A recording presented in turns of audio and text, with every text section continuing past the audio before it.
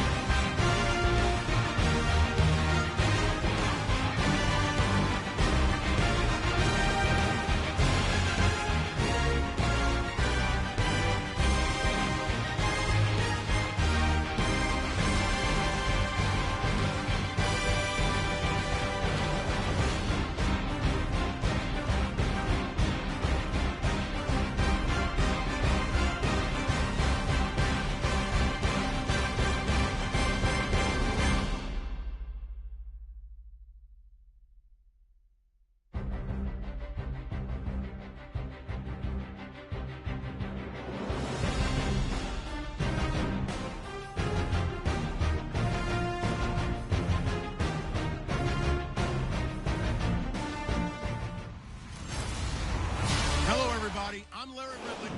All right, thanks, Larry. EA Sports coverage of the NFL brings us to the heart of Texas and NRG Stadium in Houston. Today we jump right into this new season with an AFC South matchup between the Jacksonville Jaguars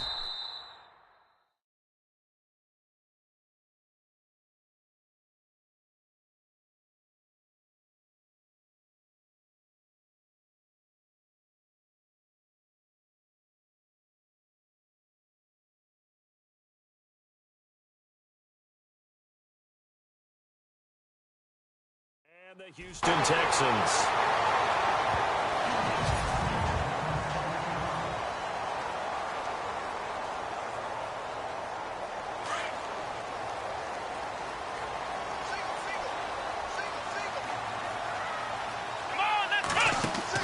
On first down, Watson alluding to, and he can't find anywhere to go with it, and he goes down. And their inaugural sack of the game coming from an unlikely source. You mean it wasn't a linebacker? It wasn't a defensive end? It was somebody like you. Oh, my goodness. Yeah, that's a surprise for the offense. That's not what they normally get when they think about pressure. And the pressure gets to him again.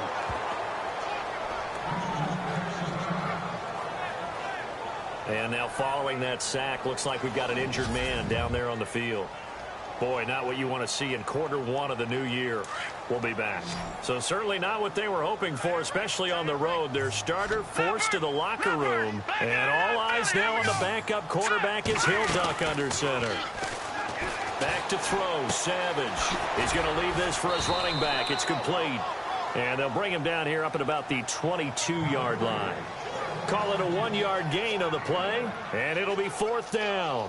There's an example of good situational football being played by a defense. They understood where the third down play was, the down and distance, and made sure that they didn't get anywhere near that, bringing up fourth down. Yeah, they were sniffing out that marker, didn't want to let him get close to there, and now a likely 3-and-out to start. Yeah, I love the way they rallied to the football and got to him and made sure he didn't give up much run after catch.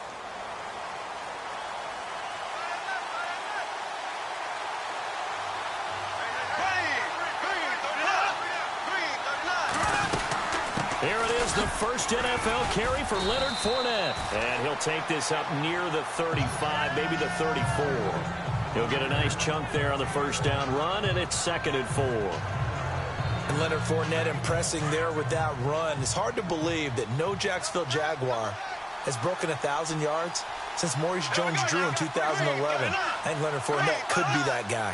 Even with the ankle injury last year at LSU, still averaged 6.5 yards per carry. And absolutely intimidated opposing defenses. A lot of guys simply didn't want to tackle him. It's a loss of 2, now third down. Partner, you know I'm always going to listen to you first, okay? But when I hear the PA guy say, tackle in the backfield by Clowney, my first thought is to go back to his days at South Carolina. And he's going to go down. The Texans come at him and able to bring him to the ground.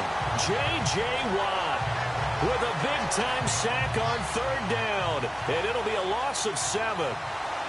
And they weren't in zone coverage. They were in man, and each man did his job. And that looked like vintage, old-school coverage, didn't it? Man coverage reminded me of an old Raiders team. They had a Hall of Famer at one corner and a Defensive Player of the Year at the other, and they just locked people down. It'll be a 51-yard punt that time. And the Texans are going to have the football with a 1st and 10 deep in their own territory. For the Houston Texans, as they make their way onto the field, another season for them that begins with a lot of optimism. They coming off a 2nd straight AFC South title, finishing 9-7 3 straight years. Maybe they're hoping this year that 10 wins is a minimum for them. 10 wins and beyond, because they've got the defense to take them all the way to the Super Bowl. Number 1 in the NFL last year. Get J.J. Watt back. They drafted Deshaun Watson in the first round at quarterback. They need to shore up that position in order for them to make the run that they expect, one that could culminate in a Super Bowl appearance.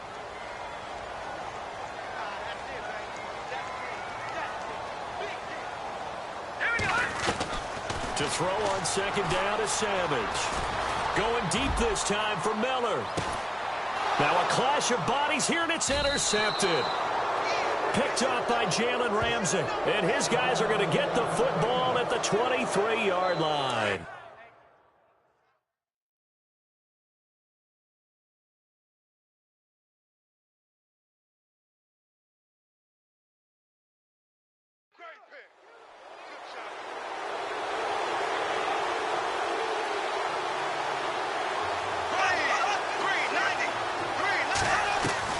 So after the INT, it's Bortles. And it pops free. The collision there jarred the ball loose and brings up second down. Second down now after the incompletion.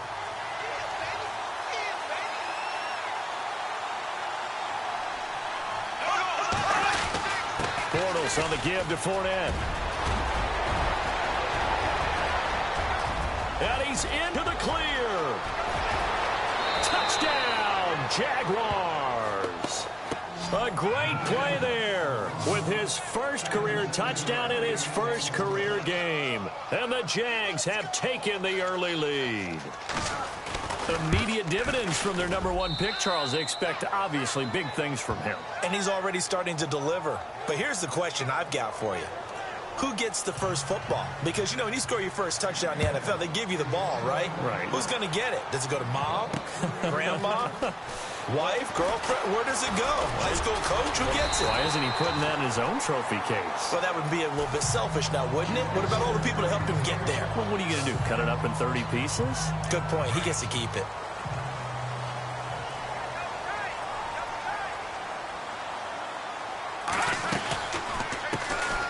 On the ground, this is Lamar Miller. 2 yards on the carry there. It'll be second down. Well, he was looking for some running room, and there wasn't a whole lot of it there on that play. I think he was lucky to get a couple of yards out of it because those defenders, they were rallying to the football pretty quickly. Here's Savage now on second. Forced out to his left. A good decision in the end to pull it and run, get some 9 yards and a first. And we have to give credit to him for buying time and extending the play. But, you know, there's some really upset defenders on that one. They thought that they had him. Instead, he was coated in Teflon and got away. Now a play fake here on first down. And almost intercepted. It would have been his second pick of the game. Instead, it'll be second down. So incomplete on first. Let's see what second down has in store. To throw again. Savage. And a hit jarred it loose. It's incomplete. And as a first-rounder, a lot of eyes on him, a lot of expectations. And he has to play well in his rookie year. Those days of coddling guys and bringing them along slowly, those days are long gone. When you're drafted in the first round, they expect you to play right away. And the community's eyes and fan base, they'll be on you the entire way. And you take a look at his draft class, and that's caught inside the 30. And he'll take this one in for a Texans touchdown. Will Fuller. 58 yards. And the Texans are an extra point away from tying this football game. I think if you polled defensive backs, they would say the corner route, take that out, make it illegal, because that is so hard to recognize and so hard to adjust because your first move is to not get beat in the middle of the field. And that's how they move you first before they break off to the corner. But then as a wide receiver, great job. It's tough to turn those upfield and go, but he did a great job with it there. Really good balance, really good body control. And how about the end result? A touchdown.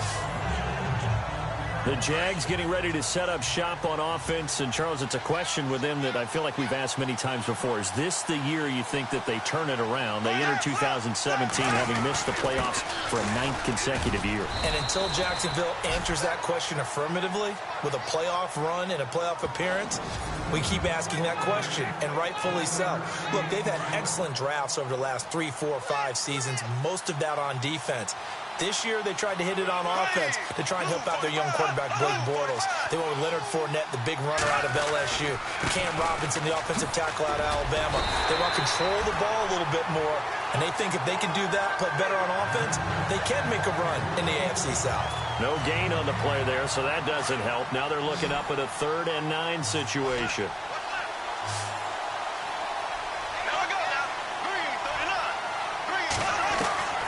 Throwing his Bortles on 3rd down. And Robinson with a big catch. And heavy contact. He is knocked down hard. Right there around the 35-yard line. Now after the completion, we're going to get a timeout. An injured player.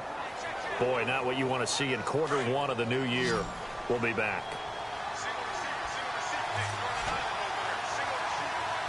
Here we go. They go play action here on first down. And with a flag down, he goes down. So they're able to sack him. Now the penalty looks like it could be holding. Let's find out. So they will take the sack instead of the penalty. And it takes another down off the series. But the biggest one of all, do you want to tell the guy who just got the sack that it no longer counts? No. No, not at all. On second down, here's Bortles. And that one got tipped, kind of threw everything off. It brings up third. And Charles, got to like what this defense has been able to do these last couple of plays. Yeah, they get the sack on first down, then they force complete pass. Now they're just a play away from getting the football right back, but it's a big play. They've got to hold up. On third and long, it's Bortles. Open man is Westbrook, complete. Touchdown, Jaguars. A big play there. His first NFL reception goes for 6. And the Jaguars have taken the lead. So we just witnessed touchdown number 1 for the Rook, and certainly that's a football he's going to want for the trophy case. Yeah, this is one that you don't spike, right? This is one you don't throw to your teammate and let them celebrate. This is one you keep for yourself, take it over to the equipment staff and have them mark it up, put it away, and then you get it later on. And as you said, mount it in your trophy case. Fantastic. Hopefully the first of many. And getting our first update now from Nashville. And it's the Titans who are off to the early lead in that ball game. Marcus Mariota leading the way offensively. Well, you gave up the first touchdown of the game, but how about the response? Big-time return. Now it's their chance to try and put points on the board. And he'll be brought down just shy of midfield at the 49-yard line. That one good for 10 yards. And it'll be second and very short. Partner, I remember a coaching friend of mine used to tell his running backs before games, make sure you run and jog with your offensive line in pregame. Get used to the ground shaking when those big behemoths start to create space for you up front. He did a pretty good job of just following those guys through there for a nice explosive run. So the long attempt falls innocently to the ground, and it brings up third. Well, you've got a receiver here who's got 1 touchdown already in this first quarter, and they were trying to double his pleasure there, wanting to continue to go to the guys already gotten into the end zone. But good coverage and made sure that this time it fell incomplete. Savage, and an alley to run. Call it a gain of 7, and it gets him a new set of downs. And the offense lining up first and 10.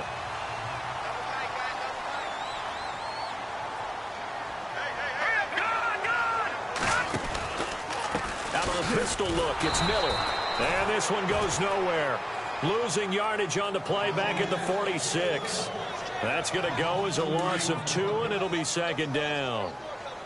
Every year I go to the combine and marvel at the speeds that linebackers are running nowadays. They run like DBs. And let's face it, they know how to finish plays too.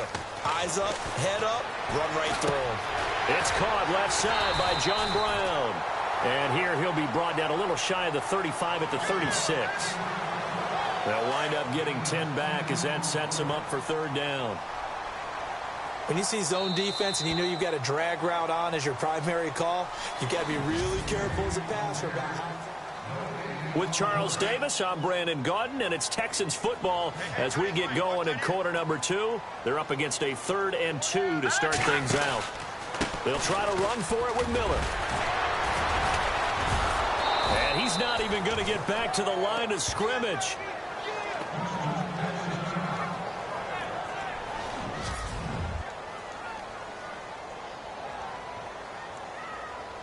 On is Nick Novak now for the Texans field goal.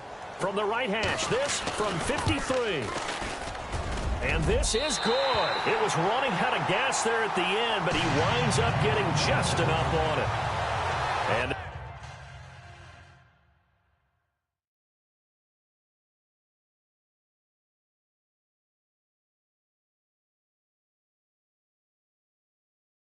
cut the lead back down to 4 now at 14-10.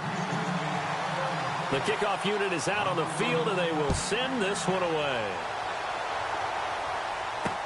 This is fielded a couple yards deep.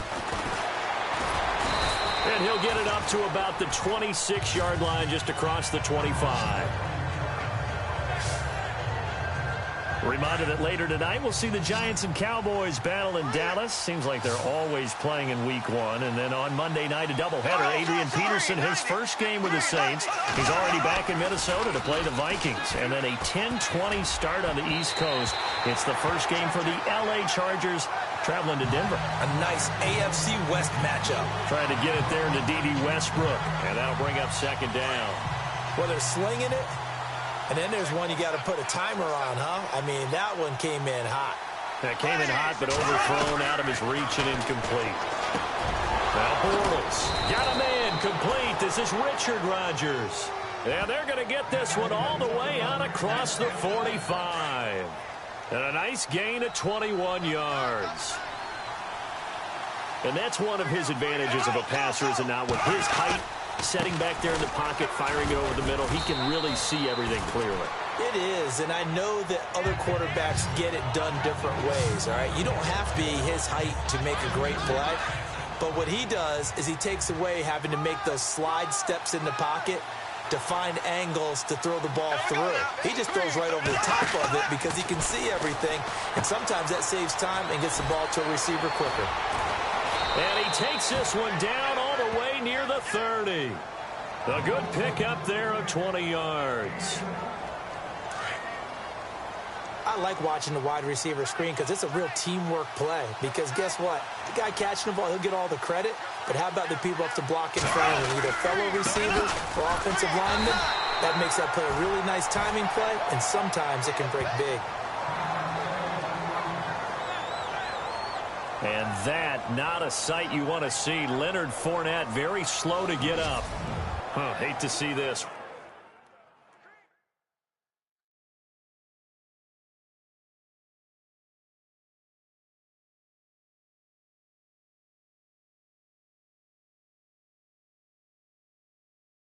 Week 1 of the season. We'll be back.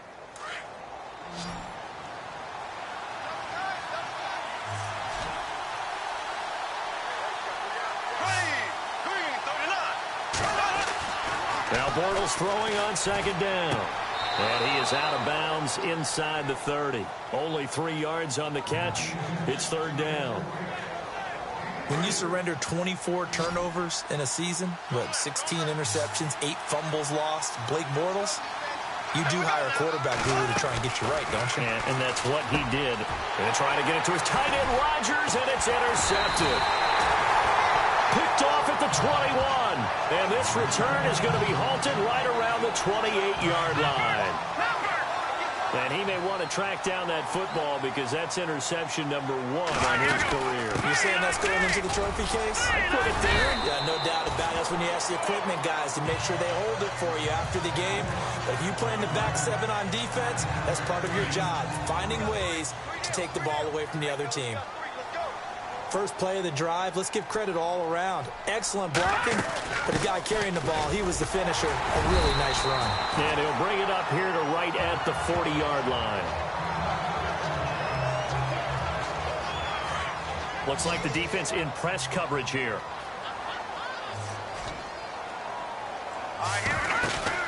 On first down, Savage. He couldn't quite hold it. Got hit. Ball pops out, incomplete. Well, he kind of forced that one there, didn't he? It's almost like he predetermined where he was going to go with the football. Yeah, he wasn't really going through progressions. He wanted to go to his top guy. You do that against this defense, they'll make you pay, won't they? Yeah, they certainly will. They react very quickly to the thrown football. And he's got room. And he'll get it out a couple yards shy of midfield at the 48.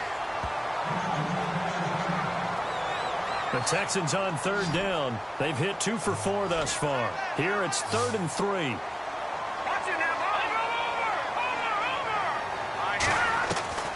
Savage from the shotgun snap.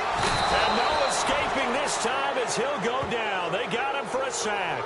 Yannick Ngakoue in there to get him for a loss of 9, and that'll lead to 4th down. I think Jacksonville was hoping, but still it was a bit of a surprise to see Yannick Ngakoue last year. 2nd in the NFL among rookies in sacks. We just saw another one there. Yeah, he had 8. Of course, last year a lot of the press going to Jalen Ramsey, Myles Jack, but Ngakoue continuing to put his thumbprint on this franchise. Here comes the Jaguars offense as they get set here. And there are parts of their last drive they'd like to emulate. And, of course, they'd like to forget the inning, the interception. But they did put together, Charles, a nice sustained drive to get him down the field. Yeah, and unfortunately for them, the only thing that matters is part two, right? Because once they threw the interception and finished off the drive, that does them no good to go back and say, well, you know, we had a good one going. Finish things off. That's the only way you can get it done. But no matter how they phrase it, staying on schedule, staying ahead of the sticks, whatever you want to call it, 7 yards on first down, that fits the bill.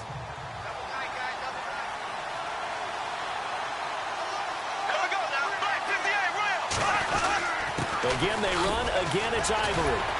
And he'll lose yardage on this one back to the 13. It'll be a loss of a yard, and just like that, it's third down.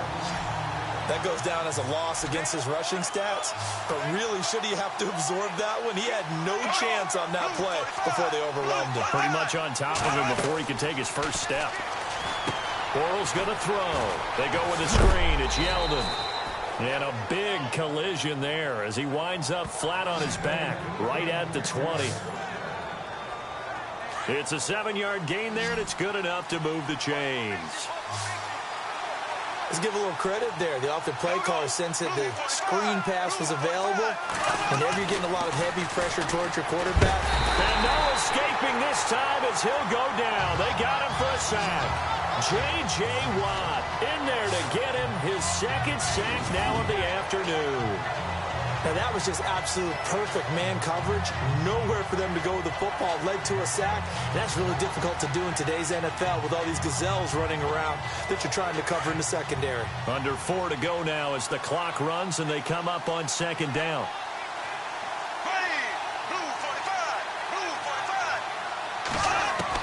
Bortles to throw on second down. Complete left side, the tight end Rodgers.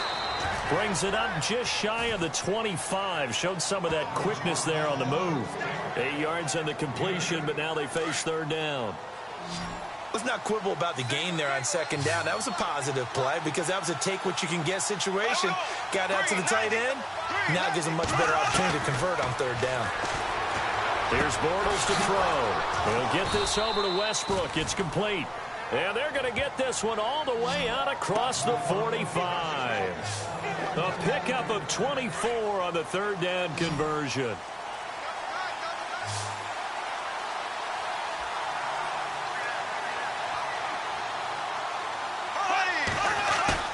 The play fake to Ivory. Now Bortles. And he finds a man on a crossing route. And he'll be taken down, but not before getting this inside the 30. A very solid gain of 27. Well, this is how you shape the thoughts of that interception on the last drive. You come out and start this one 4 for 4. And watching him throw it around with that type of confidence reminds me of a guy I played with way back when who told me, I don't care if I throw 10 interceptions in a row. I'm going to stay confident, keep flinging it. I just figured there's something wrong with the football.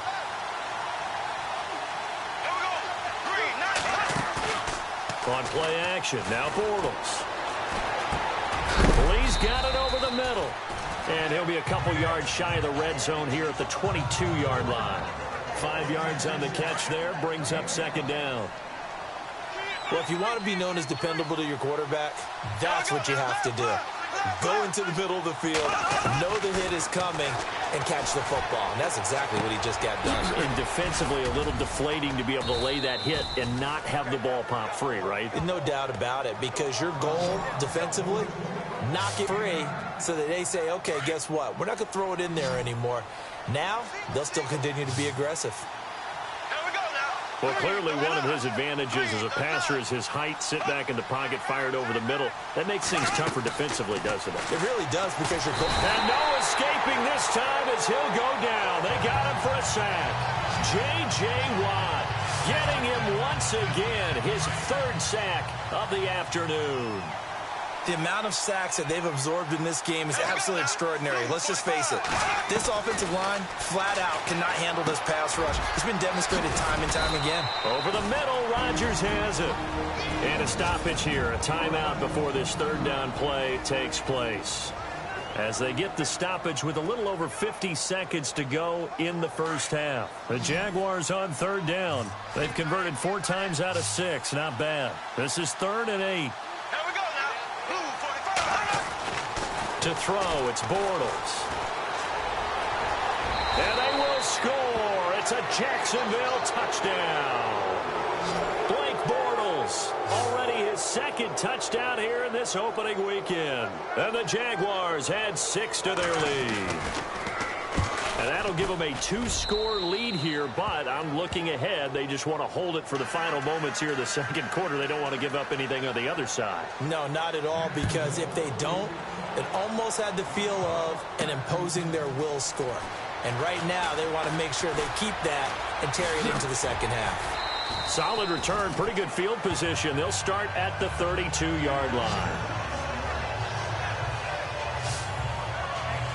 Now the Texans offense, they head back out to do battle here. And down on the scoreboard, certainly needing to avoid what happened on the last drive, punting the football. Sense of urgency. Jaguar pressure and a Jaguar sack. Now the Texans will burn the first of their timeouts as they stop it here with just under 40 ticks to go in this first half.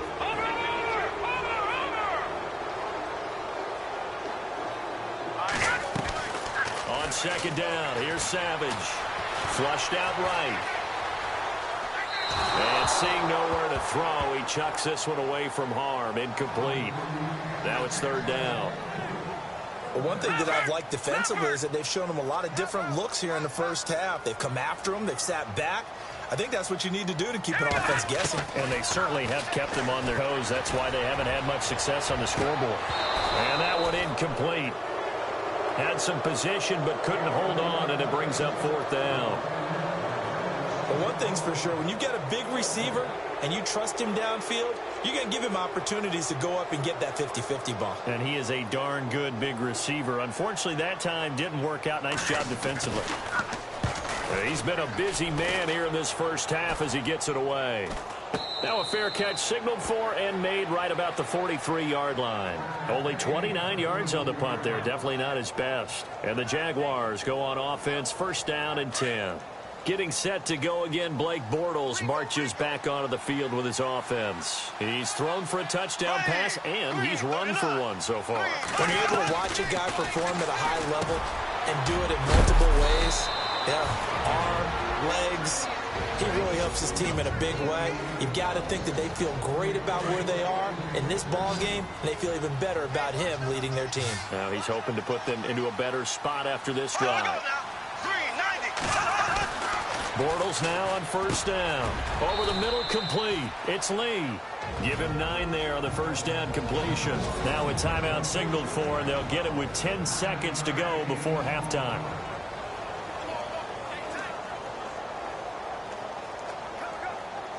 So on 2nd down, the field goal unit is on here as they try to get 3 before half. It'll be spotted on the right hash. A 52-yard attempt. And Myers able to knock it through. And that will get the lead up to 14. A little bit of a lower trajectory there on the deep kick, and it worked. Had to do it because he had to drive it out low because of the length of the kick.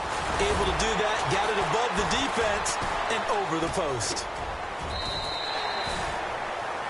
So we've reached half. All right, we will save the Week 1 highlights and apparently get right back to the action here in the 3rd. Both teams appear ready for the fight ahead, and we resume action here in quarter number 3. Now the return, Rashad Green. And a nice job there as he gets this one up just shy of the 35-yard line at the 34. Out come the Jaguars now as they'll go on offense first here in this 3rd quarter. This is sort of what you would call a put-away drive, isn't it? They score here, especially a touchdown. It's almost out of reach. It certainly feels that way, and I think that they're going to call their plays accordingly because what you really want to do, even though you know the scoreboard is still up there and the game's going to go on, you think you can take the spirit away from another team, that their drive and will to come back and win can be taken with another score right here. It's still 3rd quarter, but you just get that feel. Yeah, they're teetering right there on the brink, aren't they? Bortles now on first down. Looking left side, it's complete. He's got it. And he's going to get it down to the 33-yard line here. A good pickup there. 8 yards on the first down completion. Seeing that play and understanding just how tough it is to cover tight ends, especially the ones running around the NFL nowadays, makes me glad I didn't make it in that league. I would have had a really difficult time. But now you get to sit up here with me. Yeah, and that's fun, isn't it? And what a really nice game right there on first down for them. Brings up a nice second down for them. And never good on a pass completion there to go the wrong way. Lost yardage. No, for some reason, it seems to work better when you throw it downfield or you can move the ball downfield running it that way, doesn't it? But in this case, if you're the defensive guys, you're energized, executed well, and you caused a lost yardage play. That's going to feel good and look great in film. Give him 3 yards there as that'll take us to fourth down. Now, that was a big-time play by the defense. They as well knew where the first down line was, and they didn't let them get anywhere near it. And this one looks good. It is good. Right down the pipe. And that'll push the lead up to 17. So he splits the uprights there, and I would imagine it's nice as a kicker. Right when it leaves your foot, you know it's good. Yeah, it's kind of like a golfer that picks up his tee after a nice drive without even watching it land. Solid analogy. I like it.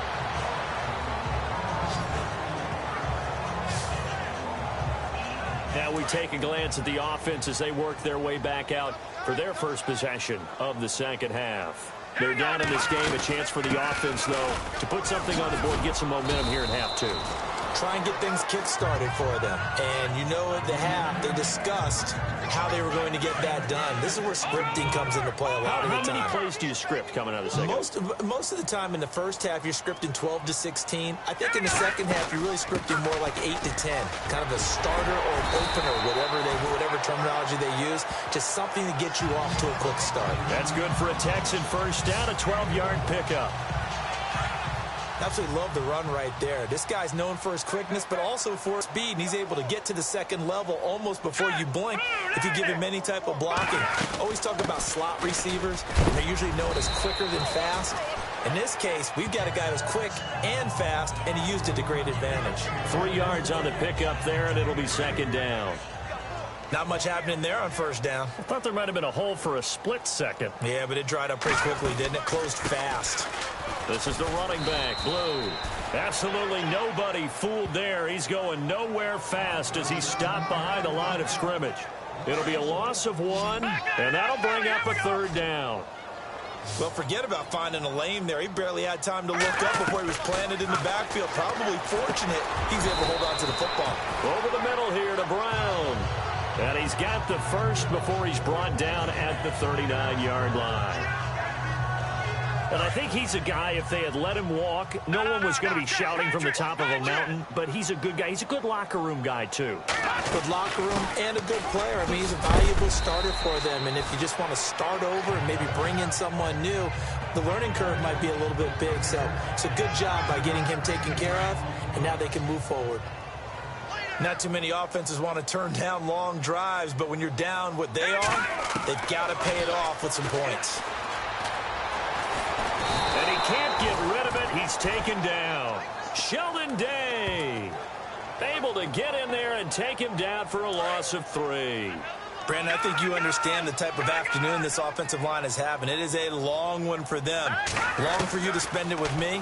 Long for them trying to block those guys. They've given up a whole lot of sacks, and the speed and quickness of that defensive line is eating them alive.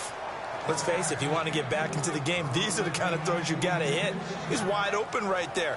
Got to be able to get it to him, don't you think? And those are the throws that haven't been available to them every time he's dropped a pass. Yeah, that's a big miss. And this is good. He got just enough to clear the crossbar as he drops it in from long distance. And that will close the gap down to 14. So a good drive there to begin quarter number 3, but they're only able to shave 3 points off that lead. And now you put the pressure on your defense, who didn't particularly play all that well in the first half. But they're going to need to step it up here and make some plays if these guys are going to have any chance.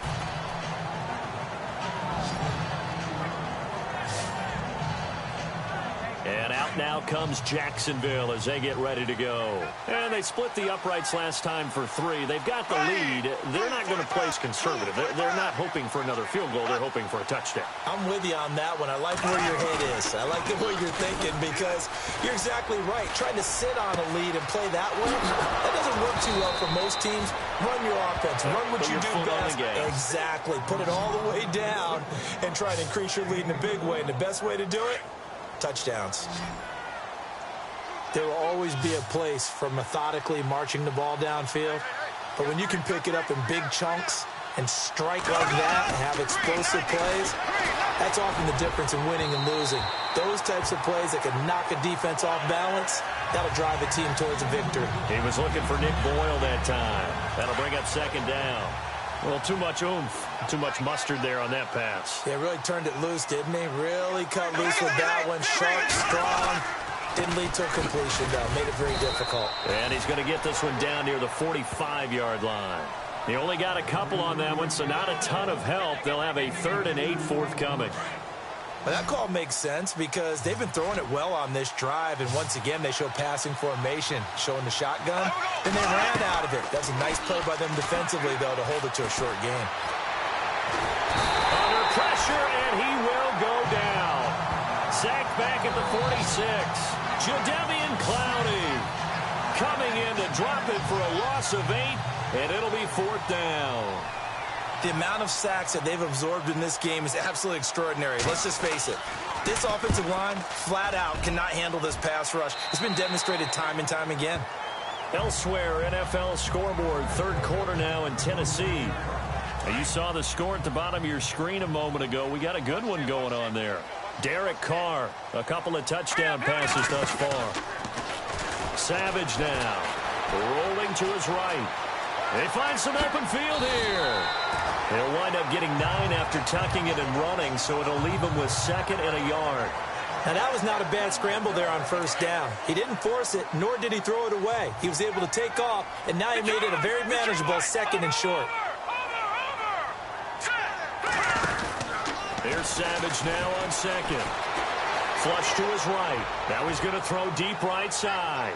And they went for a big play through the air on 2nd down. Couldn't connect. Now it's 3rd. Well, they haven't had a whole lot of success in the passing game here. Now in the second half, he's thinking, I guess maybe just take a shot deep. I think you're right. Almost looking for a bailout, isn't he? Can my receiver go up and make a big play for me? Can I create a penalty downfield, maybe pick up an interference call and get that yardage downfield? Anything trying to get going again, but you're right. He definitely took a shot. That was a terrific job by the defense stopping them on 3rd and short. But sometimes you get some visual cues from the offense because when they're going in short yard situations, you might see the offensive line come in tighter together, a little more shoulder to shoulder, trying to wedge a hole in the middle. They didn't get it done on that play. Here is Savage. He finds his target, Fuller. And he will have the 1st down as he's brought down up near midfield. 15 yards, the Texans pick up the 1st down. The 1st down throw coming. Savage. He's going to flip that out to the flat. It's complete. That's 30 yards now in the last 2 plays. Back-to-back 15-yarders, and they're rolling. We can talk all we want about football being a game of strength and brawn. It's also a game of mismatches, and they're trying to create one there, getting it to their back out of the backfield to make a big. Back now here on EA Sports. It's Texans football, but they trail here as we get started in the 4th quarter. Here's Savage being chased out left. And he'll be brought down at the 27-yard line. He'll wind up getting 9 after tucking it and running, so it'll leave him with 2nd and a yard. Well, he did a nice job keeping his eyes downfield, waiting for someone to get open. But once the pressure forced his eyes down to see the rush, it was time to make a break for it. No, he almost had it. Already with 1 interception, just missing his 2nd there. I guess they're in a situation now, 4th quarter, where they're forced to take some chances, but I don't know that that was the type of a chance you want to take. And that one could very easily have been intercepted, and if it does get picked off, that could possibly seal this one. And he's going to get the 1st down here as he's taken down at the 22. They get 5 out of that one, and it moves the chains. Now, yes, a two-possession game, but a good chunk of time on the clock, so they have the ability still there to run it on second and short, but maybe they need to pick it up a bit. You're right. They did pick up the first down there, but as you mentioned, they have to pick up the pace now because it's a two-possession game. They've got to get there twice to make sure they have a chance to win. Well, the strategy was evident there. Get it to your tight end and make it a one-on-one play with a cornerback. Who's usually going to win that one? The tight end, but not there. Not in this situation. How about the corner defeating that logic and making a really nice tackle? And, boy, that one drops incomplete, but if he was hit a fraction sooner, it may have been a fumble. Well, the pressure, the hits, the sacks have been coming at him all game long. I'm frankly surprised that they haven't found a solution yet to create more time for him to throw it. Trying to force it to Hopkins, and it's intercepted. Picked off by Tashawn Gibson. And he is going to get this one back to the 20-yard line. Jacksonville made plenty of changes in their coaching staff in the offseason, but they kept the defensive staff mainly intact. They're going to need a better payoff. They only had 7 interceptions as a group last year. Good to get the interception there. They want plenty more of those because, as you said, a lot of cash invested on that side of the ball. A lot of talent. They're ready to roll. It's a 6-yard pickup, and it gets them to 2nd and 4. Well, Brandon, pace comes into play now because they've got the advantage. They've got the football, but they've got to be very careful about what speed they're going to play. You know, my music teacher back in New Paltz, Mrs. Bythema Bagley, used to say, don't go prestissimo when you really want to go largo. And what she meant by that is don't go too fast when you really want to go at a nice, slow, deliberate pace. I am speechless. I am without speech. What's the old adage? Be quick, but don't hurry? Well, that went right out the window there. He was hurried, harassed. That ball had to be gotten rid of, otherwise he was going to get sacked. To throw is Bortles. Looking left side, and he's got a man. That's Rodgers. And he'll be out of bounds across the 30-yard line. They get 6 on the pickup there as the drive will continue. Well, probably the only thing he did wrong there was go out of bounds, nursing this fourth-quarter lead. You want to stay in, eat the clock. Yeah, you got to love the effort, the catch, the extra yardage, but you got to know the situation. Stay in bounds, young man. And he's finally taken down, but not before getting across midfield and across the 45-yard line. A really nice gain of 25 yards. They have the nice cushion. They just want to pour it on right now, still throwing the football. And I know my background says, why do you need to do this? Just go ahead and run out the clock and get a win. But as many people pointed out to me, it's a video game, man. Go ahead and put the numbers up. Sportsmanship, not an issue. Exercise those fingers. Brandon, it's clearly a running situation when you're up in the fourth quarter. They're going to have to stack the box and make it difficult for them to move the ball. Made it very difficult right there. Now they need to repeat that effort. Yeah, bring 7, 8, 9, whatever it's going to take to slow them down. It'll be a pickup of 10 yards. And all of a sudden here, it's 3rd down. Well, partner, I know this type of running back. I mean, this size, this intensity usually gets better as the game goes on. And I can just tell you from experience, the first few quarters, oh, you're eager. You come running up there. I'm going to tackle this guy. By the fourth quarter, you're coming up and thinking about it. And D-line wearing down fourth quarter. Yeah, that's not a guy they want to see consistently. And he gets this down to the 18. Good enough for a 1st down. Red zone opportunity.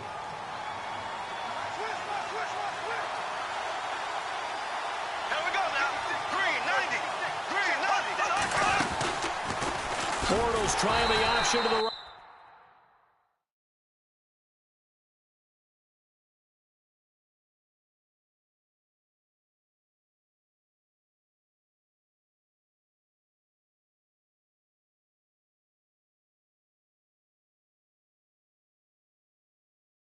And maybe the wrong read there as he's going to go down immediately.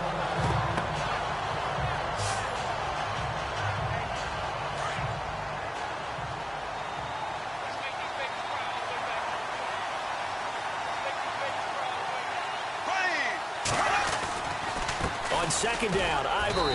He'll get it inside the red zone, but only for a couple down to the 19. The fourth quarter here, they've got the lead. They want to keep it on the ground. That's what they're doing. Smart football. Keep the clock grinding. Keep it going. But you got to figure now, they're going to see more people stacked up at the line of scrimmage as they try and bleed it out. Throwing now is Bortles. This is caught. They're able to convert on third down, and that sets up a 1st and goal. He's been the go-to guy. They needed a big play there on third down. Went his way. It worked out. Doesn't matter whether they've scouted it or that they think he's going to get the ball. He has a knack for finding his way open and completing the connection. Nothing doing there. They're going to wind up holding him at the 2. No gain there, and it's going to set up 2nd and goal.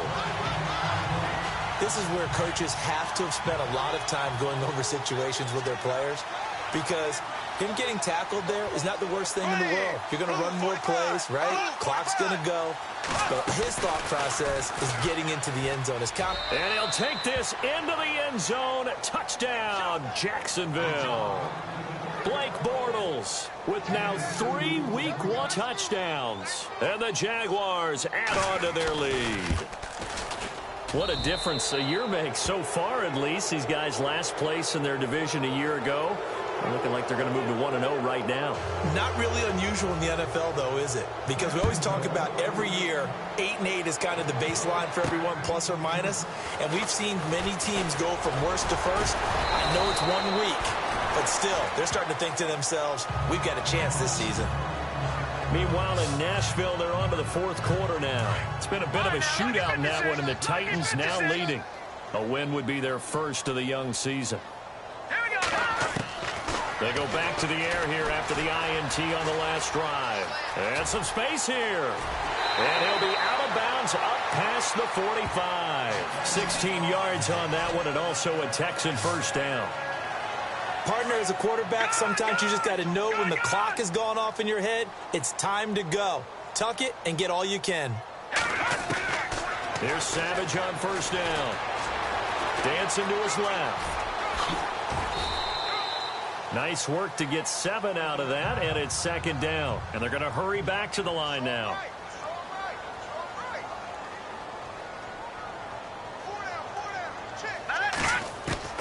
To throw on 2nd down is Savage. And no escaping this time as he'll go down. They got him for a sack.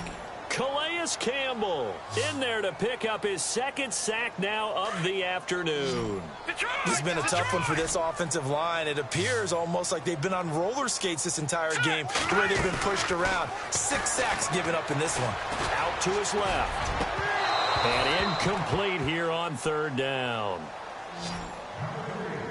This defense was definitely alert to the possibility of the deep ball, and they were more than ready for it. They've got the lead, 4th quarter.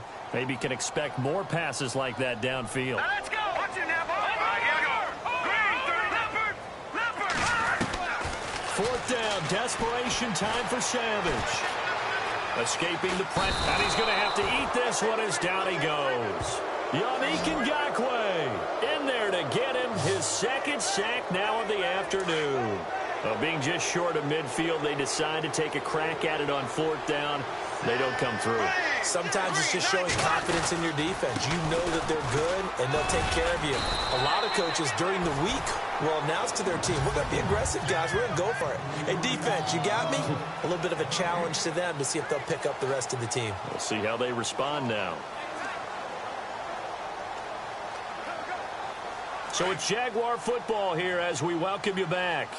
And no doubt what they're looking to do is just salt away the final couple of minutes and escape with a win. Carry number 10 now for Ivory. And he'll lose yardage here, back at the 41. And now right out of the 2-minute break, we'll get a timeout used defensively with 1:56 to go.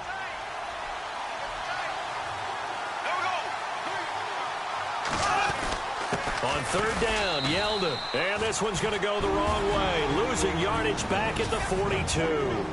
And whistles, and we're going to have another stoppage of play as they call the timeout on defense with 1:53 left.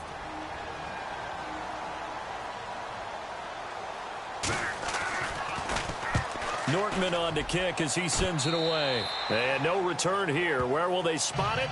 They say just outside the 20-yard line. And here comes the Texans now. They're down big here late. I don't know. You just one last drive here for pride? Some people like to do that. I remember playing for a guy once. We were down huge, and someone said, Coach, what do you want to call? He just waved a hand like, who cares? And he's going to be intercepted a 3rd time. Picked off at the 9. 19.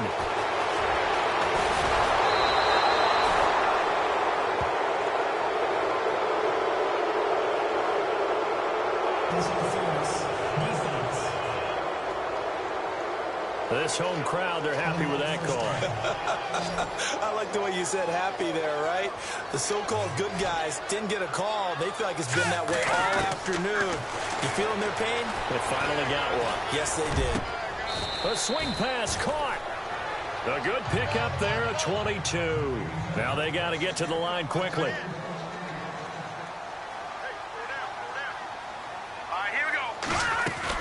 They'll run it with Williams. And he's in for the score. Touchdown, Texans.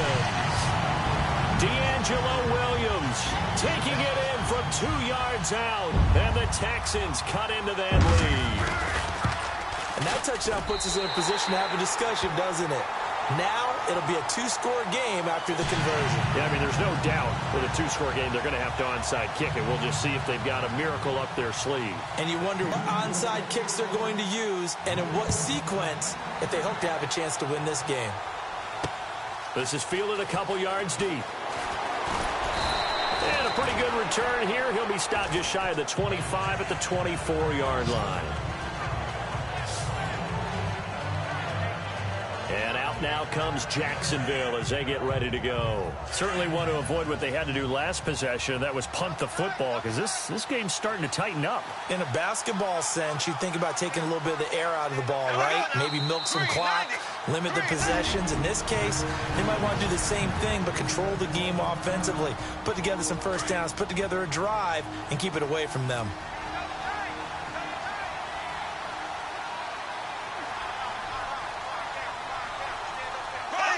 Down to a knee for the Jags. Victory seemingly in hand.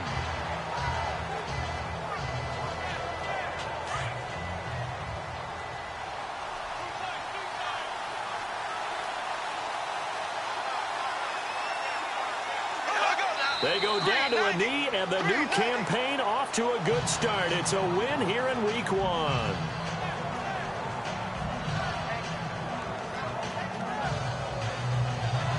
Here's Brad Nordman now, standing right on his own 5-yard line.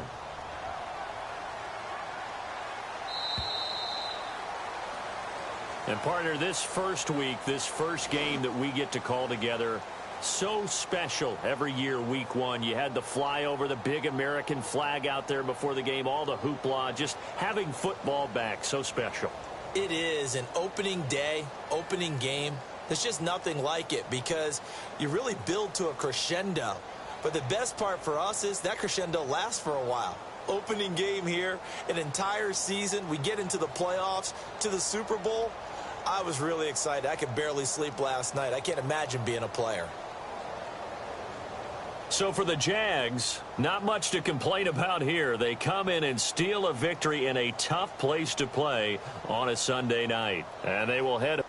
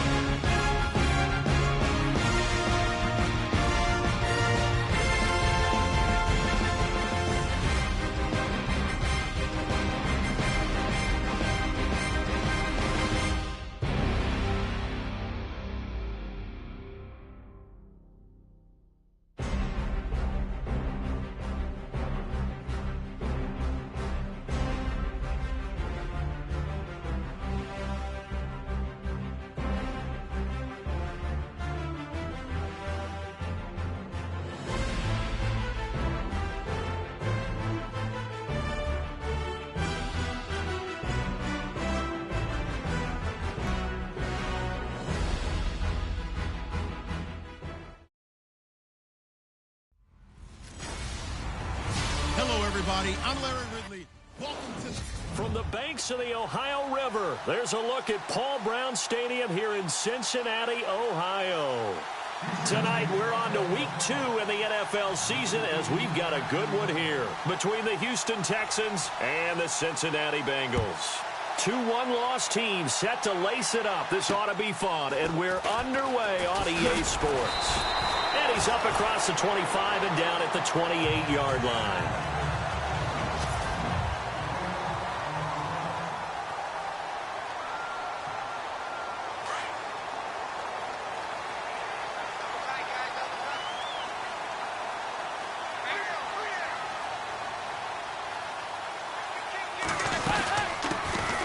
Now a first carry for Giovanni Bernard. And he powers his way up past the 30. And give him 4 yards there. It'll be 2nd and 6.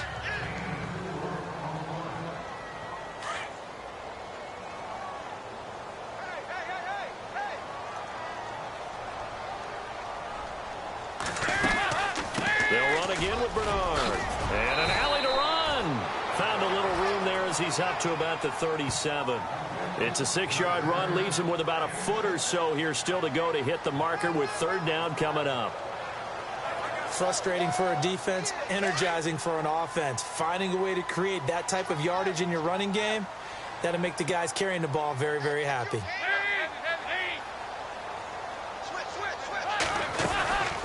They'll run it now out of the gun.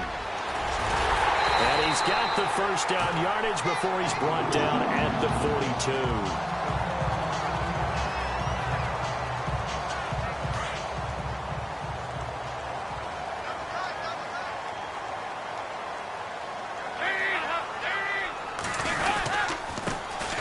They'll run for the first time with Hill. And he'll take this one up close to about the 45. 2 yards on the pickup there. It'll be 2nd and 8. 8 yards to go here on 2nd down. We got 3. 3 down. 3 down. Hey, we got 3. Let's go. And now to the air, Dalton. And he's got the hook up to Brandon LaFell. And he'll be taken down across the 50 at the 45 in enemy territory. A Bengal 1st down, Dalton hitting LaFell. That was a nicely run slant route, and what the receiver's trying to do is make the defender think he's going upfield for a deeper route and then breaks it off, usually after about 3 to 4 steps, and cuts towards him. Green's open, and he's got it for a Bengal touchdown. A.J. Green, his 2nd touchdown on the season. And the Bengals are going to take a first. On for the point after is Randy Bullock.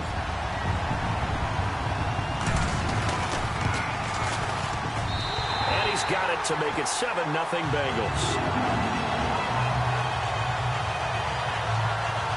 A drive that time of 6 plays. And it ends with a Bengals score. Bullock out now to kick this one away. This is taken about 7 yards deep. And they'll put up the stop sign there as his guys will get it at the 25.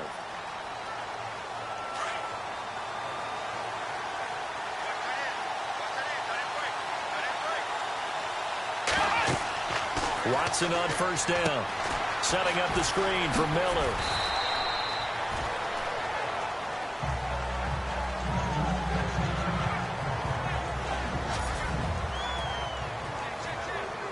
Completed pass play. Now let's see if they go back to the air.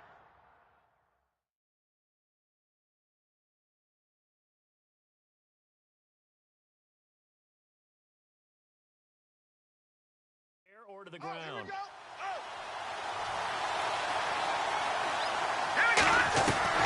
Looking to throw on 2nd down. Savage. And he'll be taken down by the Bengal pressure. Vontaze Burfict.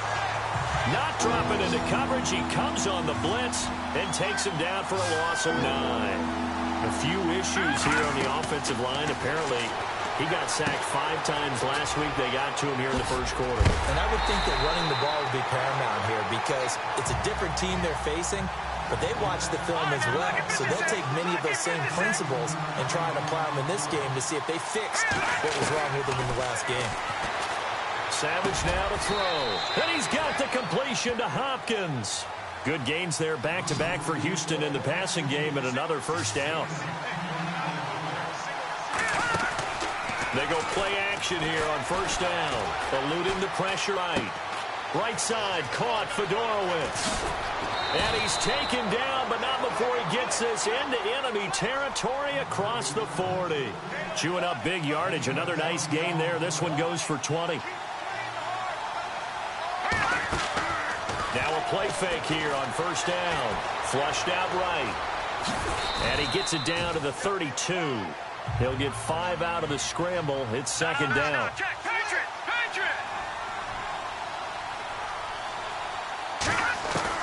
To throw on second down. Savage. It's brought in complete. It's John Brown. 7 yards there. Good enough to move the sticks. On first down, it's Savage. And to the left side, Fedorowicz has it. No gain there on the completion. Second and 10.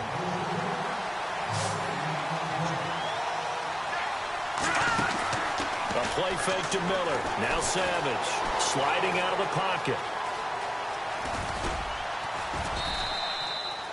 6 yards there off the scramble, but it'll still leave him with a third down.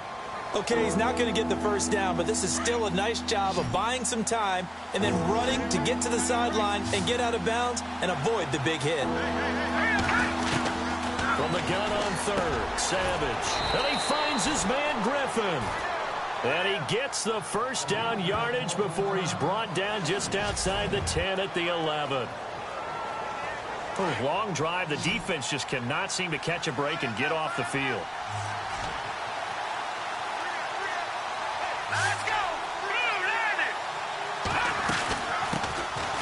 Now a first carry for Lamar Miller. Give him 10 yards on the pickup, and that'll bring up a second and just about a few inches here. That was a good, strong run there. While it won't pick up a first down, it was definitely something needed by that offense. A positive run. They got a good push by their guys up front. Maybe something they can build. And got his man. It's caught. Touchdown, Houston. DeAndre Hopkins, his first touchdown here of the new campaign.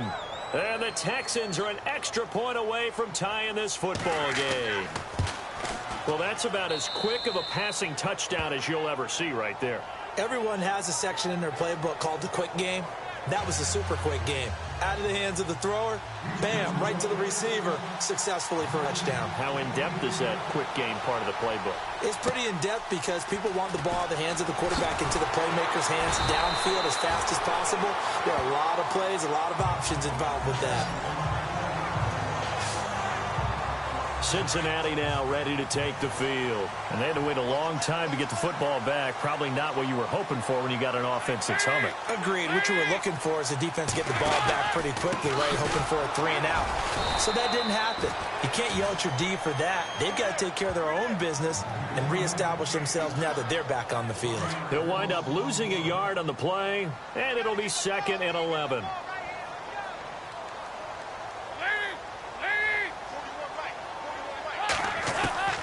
Dalton here from the gun. And he's just going to get rid of this thing. To no one here. He throws it away. And now it's third.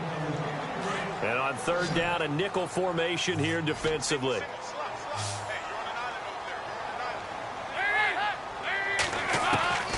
From the gun, Dalton looks to throw. And Eifert has it.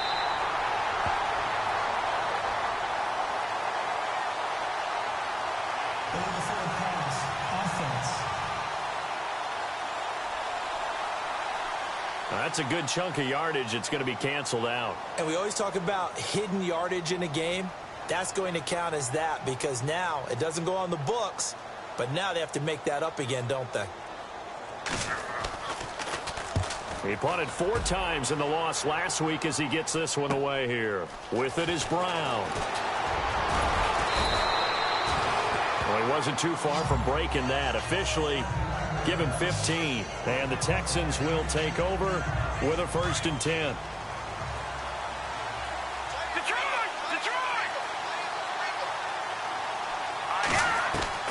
Savage on first. Steps away to his left. He'll get 3 yards on the scramble there at 2nd down. Yeah, he only gets a few yards on 1st and 10, but he's better off doing that than throwing an incompletion or even worse, an interception. On 2nd down, here's Savage. Underneath for Miller. Miller with a 1st down and more. And he'll be taken down, but not before he gets into enemy territory. A big one there for the Texans, 18 yards. So many times you hear today's NFL described as a space game. Get your best players into space with the football in their hands. That's why sometimes you swing it out to your runner, get him out in the flat, and let him have a chance to make people miss an open field. And it pops free. The collision there jarred the ball loose and brings up 2nd down. I hope I don't sound too rah-rah on that one, but that's the exact right throw. Either your receiver gets it or no one gets it. Give him a lot of credit for being really precise with it. Got rid of it. No one got it. Oh, it's a screen pass. That's complete. And he'll maybe get back to the line of scrimmage, but no more than that. Nothing on the screen that time. Now it's 3rd down. So nothing there on the screen that time. That means all that great acting they tried on offense went for naught, didn't it? Because you have to try and influence them. Make them think that you're doing something else. Make them think that they can get to the passer by letting them by and then setting up the screen and getting downfield. Didn't happen at all. Give a lot of credit to the defense for not tumbling to that one. And the coach has decided to challenge this play. He has tossed down the red flag.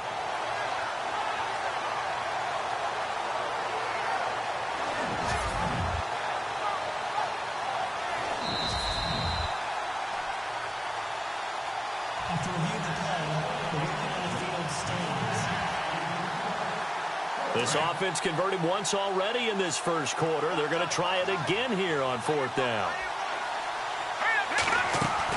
They snap it to Savage.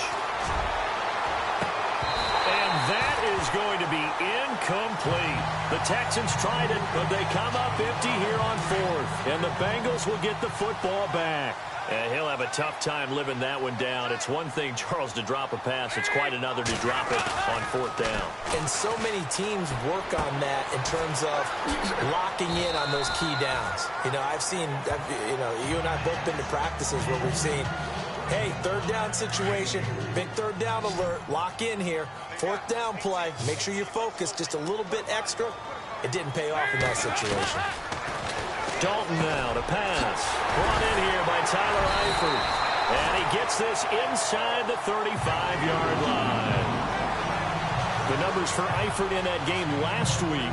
7 catches, 71 yards. And most teams mark down big plays as ones that gain 10 yards or more.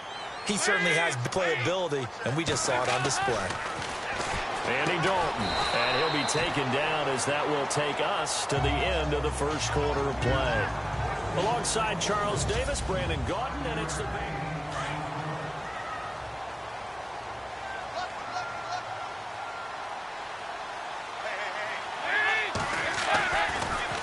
Dalton gives to Bernard, and they see right through that defensively as he'll be hit and taken down to the backfield.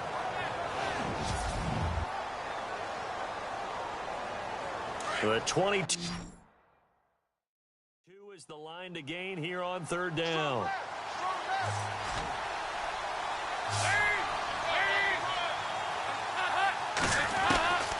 Out of the gun, it's Dalton. And down he goes. They sack him back right around the 41-yard line. Jadeveon Clowney in there to drop him for a loss of 10. And it'll be 4th and long. And we say it all the time, have to be able to get rid of the ball sooner than that. You have to help your offensive line out. They're going to protect you as best they can. And if you're getting 3 to 5 seconds to throw the ball, they're doing a really nice job. But when you hold it and give up a sack, you're really almost discrediting their work.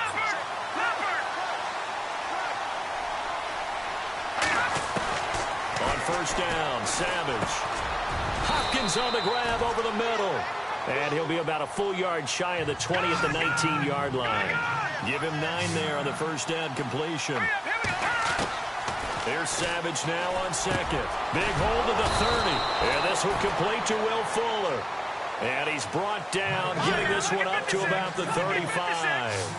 15 yards, the Texans pick up the first down. Back to throw, Savage. Buying time to his left. And he'll get up near the 45. They'll spot it at the 44.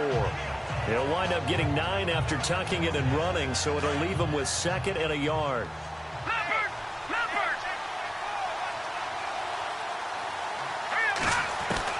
To throw on 2nd down is Savage. Dumps it complete to Miller. And he'll be taken down at the 46-yard line. 2 yards on the pickup there, but it's enough to give him a new set of downs. So many times you hear today's NFL described as a space game. Get your best players into space with the football in their hands. That's why sometimes you just swing it out to your runner, get him out in the flat, and let him have a chance to make people miss an open field. Give him a couple on the carry there, 2nd and 8. That's a good play by the guys on the defensive side of the ball. Held him to a gain of 2, and that changes the playbook a little bit now for the guy calling plays. 2nd and 8. Now he's got to probably think about going to the air instead of maybe staying with the ground game. And seeing nowhere to throw, he chucks this one away from harm. Incomplete. Now it's 3rd down. Well, I like that right there. Not only was it the right play, throwing it away like that, frankly, I think it was the only play. Yeah, got outside of the pocket, realized he had nothing, just chucked it free. Well, live to fight another down, right? And he'll be brought down at the 45-yard line.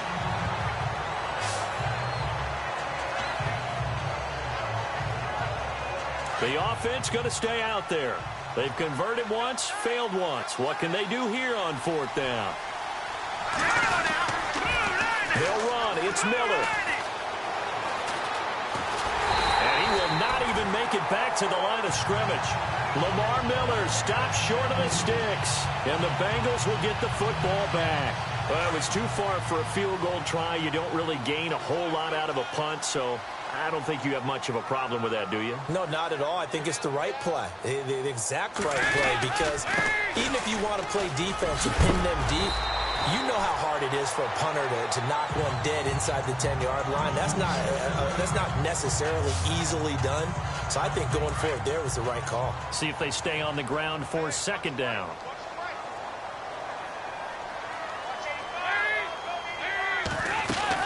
Again, here's Bernard. And now running right through it. So he got free of 1 tackle but couldn't do a whole lot else. Only a yard on the pickup, so from a good situation on 2nd and 2, it's now 3rd and 1. Well, he hasn't made much of an impact in the running game thus far, and after that last run, not much is going to change in that area. He hasn't been able to get anything going, and really the offensive line not helping him much. And Dalton to throw. And incomplete. The contact made the ball roam free and brings up 4th down. On 3rd and 1, I think everyone in the stadium thought they'd try and run the football there, but they tried to surprise the defense and hit something through the air. Instead, it results in an incompletion.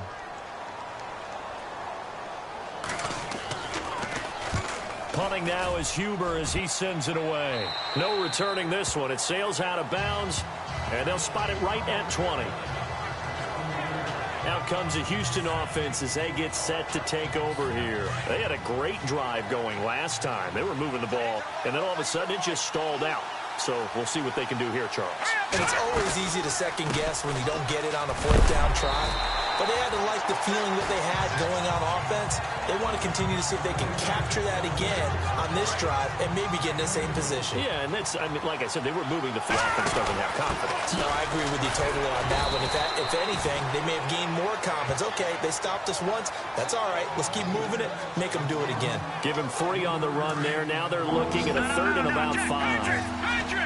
Well, if the coaching staff's doing a good job upstairs, they'll file away what they just saw from the defense right there. They sold out to stop that running play. I'd say keep that in mind. They want to try that again. Go play action, hit them over the top.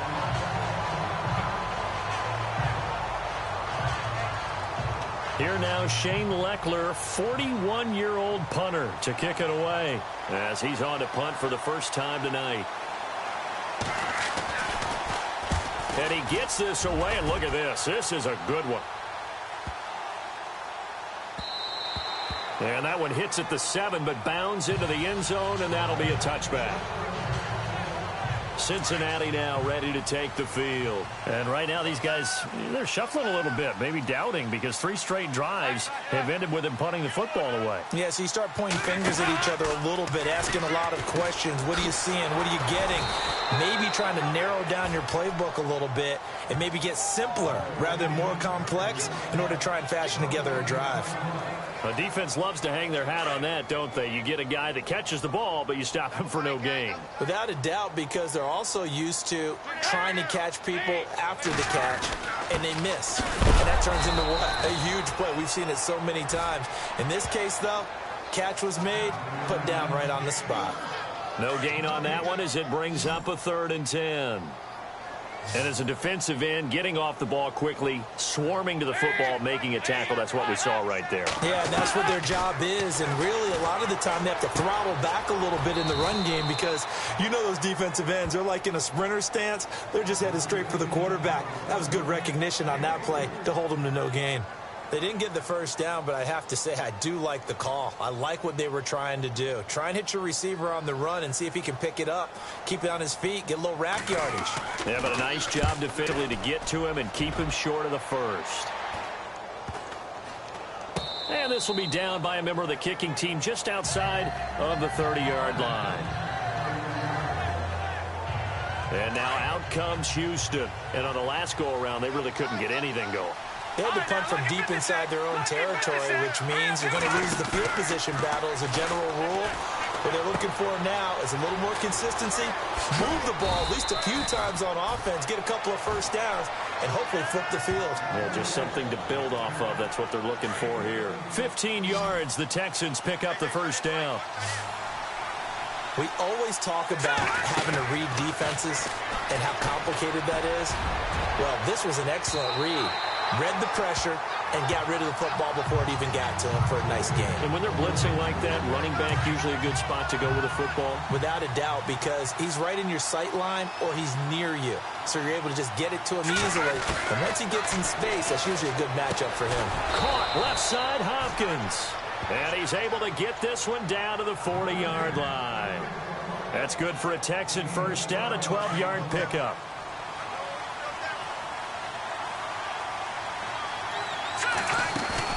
They go play action with Miller. Now it's Savage. He's got his man on the crossing route. 1:57 to go in this first half. We'll come back to Cincinnati after this. Coming up at halftime in a little less than 2 minutes, we'll send you to Orlando where Larry Ridley is standing by. He'll have highlights and analysis of this first half. And down inside the 15 he goes. 12 more yards there and another first down. Normally when I talk about DeAndre Hopkins, I'm talking about accomplishments. In this case, I'm remembering that he lost nearly 600 yards in receiving from 2015. He even had less than 1,000 last year. Yeah, and his touchdowns dropped from 11 to 4, so now he's hoping for more consistent quarterback play. 12 yards on back-to-back plays there, and that's another first down. I like that one, partner. They go back-to-back with excellent gains. And really, it shouldn't be a surprise who they were throwing the ball to. He's their best guy. Yeah, we knew that they would get him involved early. They're doubling down on getting him involved early. Don't be surprised if they'll come right back to him again. They haven't shown the propensity to be able to stop him. Looking at this now, you got a couple more cracks here this close. Sneak it? I don't think you even go into a huddle. Just line up, snap it, and fall in behind those guys. Under pressure, down he goes. Sacked at the 10. Vontaze Burfict in there to drop him for his second sack now here tonight. When you're this close to the goal line, you've got to expect pressure from the defense, so the ball's got to come out fast. Got to get out of his hands quicker. Now Savage on 3rd and goal. And he's in. Touchdown, Houston. DeAndre Hopkins with 2 touchdowns on the season, both in this game. And the Texans have taken the lead. And that touchdown gives them a touchdown lead before they attempt the extra point. What a great way to end the half. Yeah, great job to put themselves in front. And now, see on the sideline, special teams defense scrambling, saying we want to preserve this for the final moments of this second quarter. Set now to kick this one away, and off it goes. This will be fielded on the back line of the end zone. And from back there, a wise move. He'll just sit on this one, and it'll come out to the 25.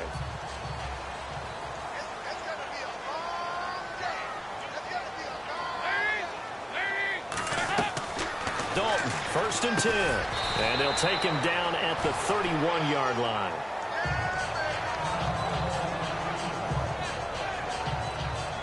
Second down now after the pass completion.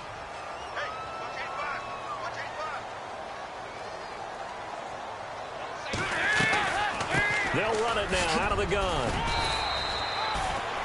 Now the Bengals going to use the first of their timeouts as they'll stop it with a little over 30 seconds to go in the first half of play. 1st and 10 for Dalton. Oh, the strength of Eifert. And this is going to be caught. He won the fight for the football. And now before this first down play, we're going to get a timeout here, as they'll stop it with 25 seconds to go here in half number 1. A first down throw coming for Dalton. He couldn't quite hold it. Got hit. Ball pops out. Incomplete.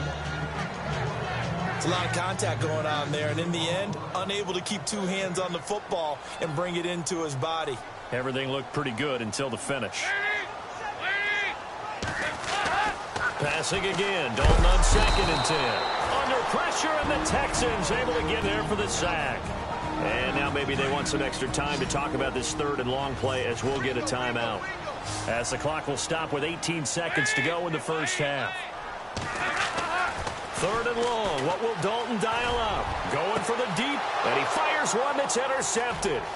Picked off down at the 10. And his guys have got it back at the closing stages of the first half.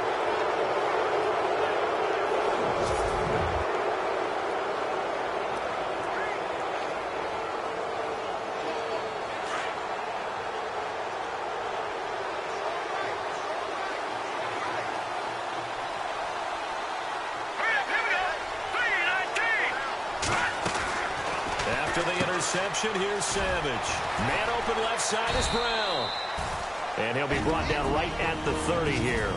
And with just 4 seconds left in this first half, a timeout call. And unless this is a quick incompletion, this is likely the last play here of this first half. Let's go. The final shot before break for Savage. Flush to his right. Going deep for Hopkins. And incomplete on the deep ball. So we have reached halftime here. It's the visitor. Now you folks don't know what you're missing. Missing Larry Ridley. Ready to get back, though, to this Week 2 matchup. Let's get to it. This is taken just shy of the 10 here. And good starting field position. He'll get this one all the way up to about the 35-yard line.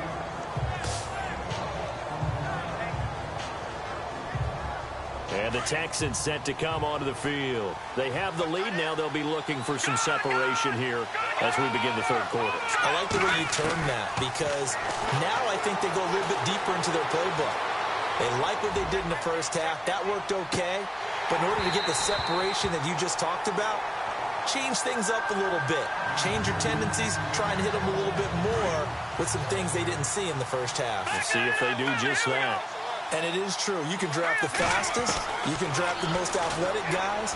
But if they don't know the art of positioning, sometimes it's all for naught. In this case, in the right spot, help force the incompletion. Yeah, had his hands on it for a second. Would have been a tough catch, though. Falls incomplete. He was out there waving his arms saying, throw it here, dropped it. Not a good look. Well, all I can do is just look at him with contempt on that one. As a defensive back, I'm saying, not as an announcer. Just like, really? A little bit of a deal look, isn't it? Yeah, very much so. Because I think what happens is he just had too much time to think. He's wide open now. Here comes the ball. And he doesn't concentrate and drops it. So much about offense is what you call hidden yardage. You know, you throw the ball to someone, they catch it, and then they can make a big play. You know, they create a play, run after catch. They did a really nice job there of limiting that and keeping him from a first down. Yeah, stopped him in his tracks. He'll go with a keeper. And he'll be touched down here, but not before he does pick up the first. Only a yard there on the keeper, but that's all he needed. First down.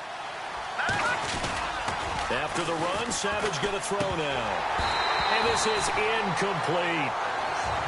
Well, the numbers have been good in the passing game, and certainly a big reason why they have the lead. But now here, third quarter, maybe go to the run game a little more? Yeah, perhaps. I mean, after that incompletion, a little credit to the defense for shutting them down on that play.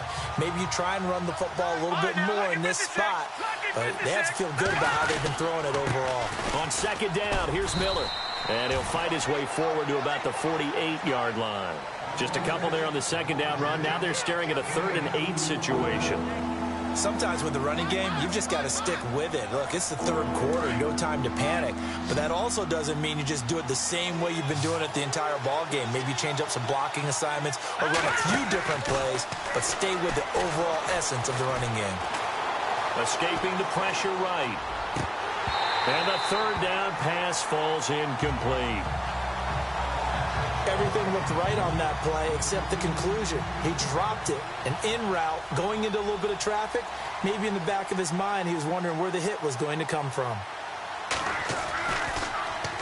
He gets us away. It's a good one. Drawing toward the sidelines. That'll be out of bounds, and how good was that? They'll say the 3-yard line. That's where they spot it. So here are the Bengals now as they get their first possession of this second half. They were able to get the stop defensively. Now a chance really to set the tone here in quarter 3. They can really take charge, can't they? And this is probably how it was drawn up at the half. I think we can go inside the locker room, all right? And I think we would see up on the grease boards, stop them defensively, get the ball back for the offense, and let's go downfield and score. Seems simple, right?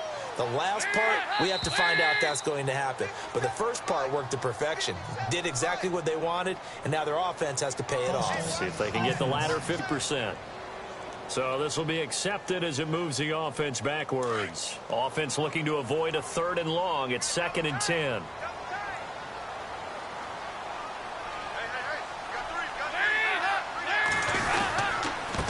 Here's Bernard.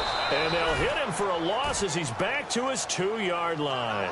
And they'll lose a yard that time, and that's going to lead to a 3rd down. I think it's pretty evident we can say what a difference a week makes. Last week, he ran pretty much wild, didn't he? Did pretty much what he wanted to do. But this one, they stopped him cold. That, to me, that's good. Oh, and he's not going to make it out of the end zone. The push too strong, and that'll be a safety. And, Charles, at some point, you can't keep worrying about big play. Can this be perfect? You just have to get the ball out of the end zone.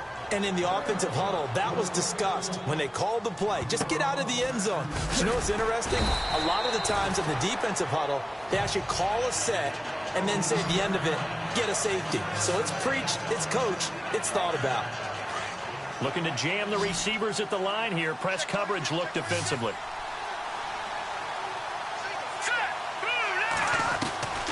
A first down throw coming. Savage out to the flat. That's complete to his running back. And he will lose yardage here to the 31-yard line. A loss of a full 3 yards, and now it's 2nd down. Really good defensive effort. They were all over that little swing pass out to the right side before lost yardage. Terrific read, better execution, and done with a lot of enthusiasm, wasn't it? Absolutely. They saw it all the way, ran to the football, and caused a nice play for lost yardage. So the screen good for only 2. Now it's 3rd down. In order for a screen pass to break big, a lot of things have to come together and be well executed. But all it takes is one small thing to go wrong and keep it from being a big game. And he's taken down, but not before getting this across midfield and just shy of the 40. A good pickup there, 26 yards. Well, we know he's got the speed there. He needed the speed and the hands. A great catch. And because of that speed, you have to respect it as a defender. So you have to either play off or make sure you're somehow in contact with him. And he's able to do exactly what you said. Use the speed to his advantage and go up and get the football. That's a big-time play right there. I think he had to unload that one before he wanted to. He was right up in his grill. I think he was a dentist there without a license, don't you?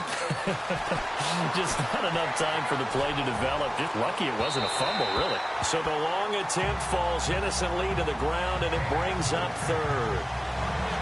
I'm going to need some help with this one. How did he miss it? Wide open in the end zone. He's not hurried. He's not hit. and somehow incomplete? Yeah. What happened? During film study, that's one where he's just going to shake his head, not be able to believe it. 6 points go by the wayside on that one. They'll wind up losing 3 yards here, and that's going to make it 4th down. Well, you can see what they wanted to do. They wanted to set up the screen there, but it got blown up. It's hard to run that play. But how about this, a fake?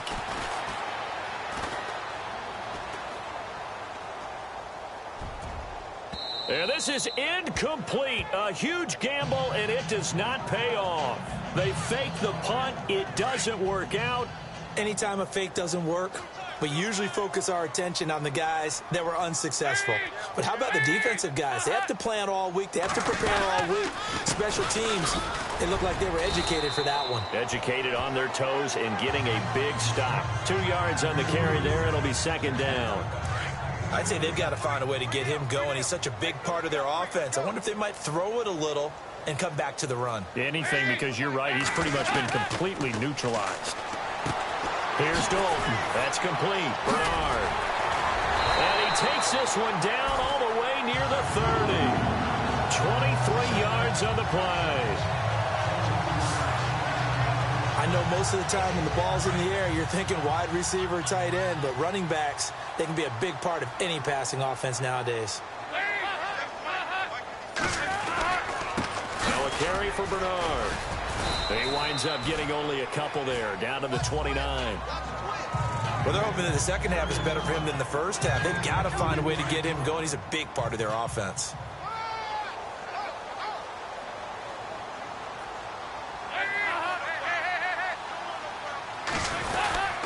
They stay on the ground. This time it's Hill. And only able to muster a couple down to about the 27. J.J. Watt makes another tackle there, and it's for a minimal gain. And let's face it, if that's all you're going to get running the ball, you're not going to have much success against him and his team. Oh, yeah, you better find a way to go around J.J. Watt, which isn't easy to do. It's really not, because you got to try everything. Can you go around him? Can you go by him? Can you influence him to get him out of position so maybe you can wall him off? He's a really sharp, intelligent player, as well as a physical specimen. You got to give some credit. They're able to hop up in the air and bat that one away, and that's frustrating for an offense. Oh, they get to the football. It's blocked. Now it's scooped up, accelerating, and off he goes. He's at the 30. And he will score. It's a touchdown. No lead safe in the new NFL, but this score is really going to give them some needed breathing room.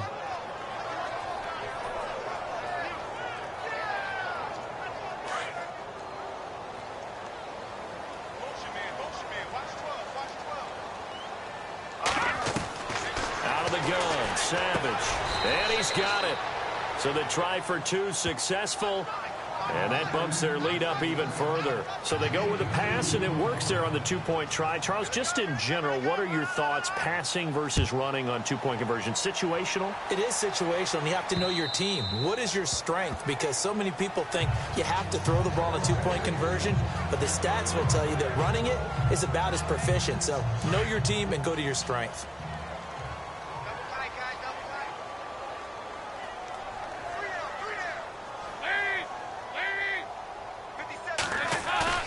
They go play action here on 1st down. Under a heavy rush, and down he goes. And for the defense, their 3rd sack of the game. That number tells you that they're starting to put it together with their defensive game plan. They're starting to feel pretty good about what the offense is doing, bringing the pressure at the right time, and putting the quarterback on the ground. They'll run it now out of the gun. He lost 2 there, and it's 3rd down. But if these guys are going to chop into that deficit, they're going to have to do a much better job in the run game. Caught behind the line of scrimmage, no yardage to be found. Throwing on 3rd and long. Dalton, he sets to fire deep. And he couldn't hang on to it through the contact. Incomplete. And attempted a deep ball there. They didn't get it. But, boy, they're going to need a few of those to actually hit in order to get back into this game. Good thing they do have a little bit of time here still left in the contest. Decent-sized deficit, but not one that they can't manage. 44 on his first punt, and this is a good kick as well. Call it 46 yards on the punt, just a single yard on the return as he was covered quickly. And possession will switch hands, 1st and 10. Tom Savage ready to lead his troops back onto the field. He's played well. Good first half. He's continued that here in the 3rd quarter. But my question, when you're a head coach, what do you look at stat line-wise for your coach? Do you go right to turnovers? You really do. As much as coaches don't want to talk about that, that's where it starts. When I played in college, our first rule for every game, the team making the fewest mistakes will win. And that's kind of how they judge you. Do you take care of the ball, not turn? And he is going to be taken down. And that should be the final play of this 3rd quarter. 1 quarter remains here in this Thursday night matchup. We'll return with more after this. This is the NFL. Back now in Cincinnati. It's the Texans in control of the football and leading this game as well as we start the 4th. A play fake to Miller. Now Savage. Right side, caught Fedorowicz. The completion there winds up a wash, and it'll bring up 4th down. Brandon, just mark that under the category of just not successful.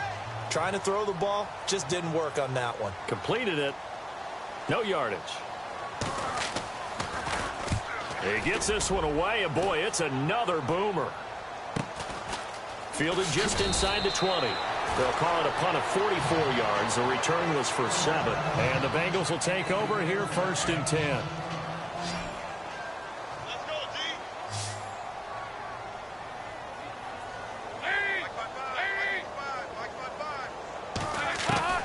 On 1st and 10, here's Andy Dalton.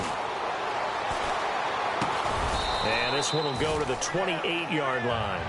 It'll be a 3-yard gain, and it's a 2nd down.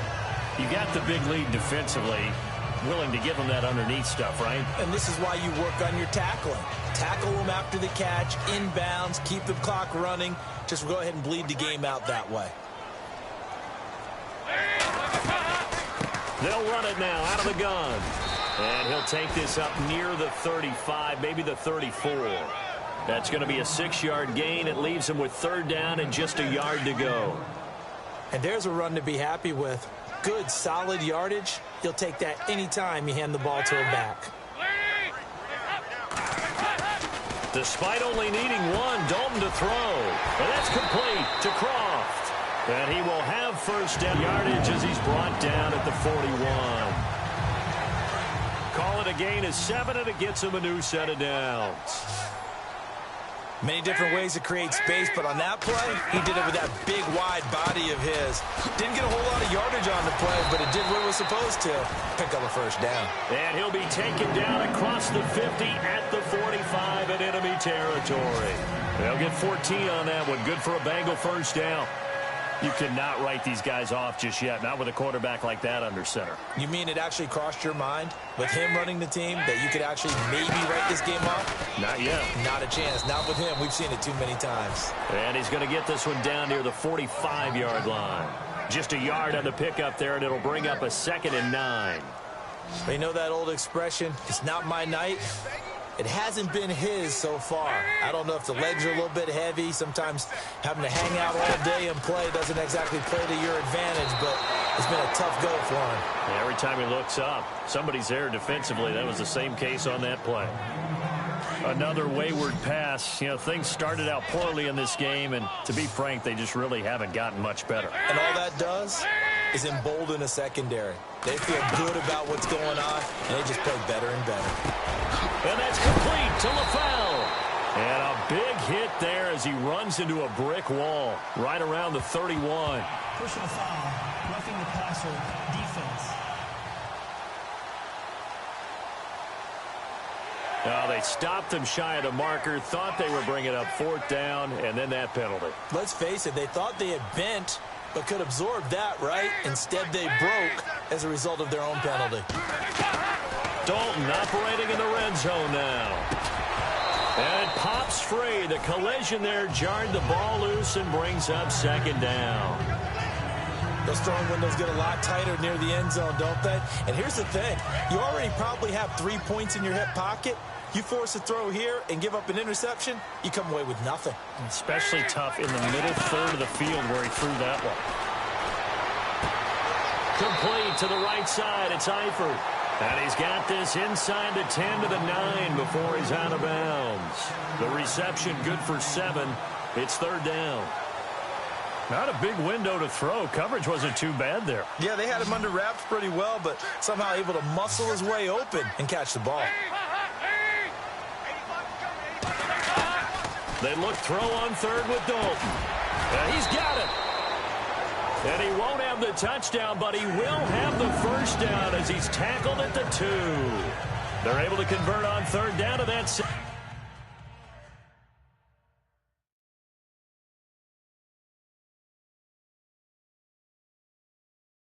That's up a first and goal.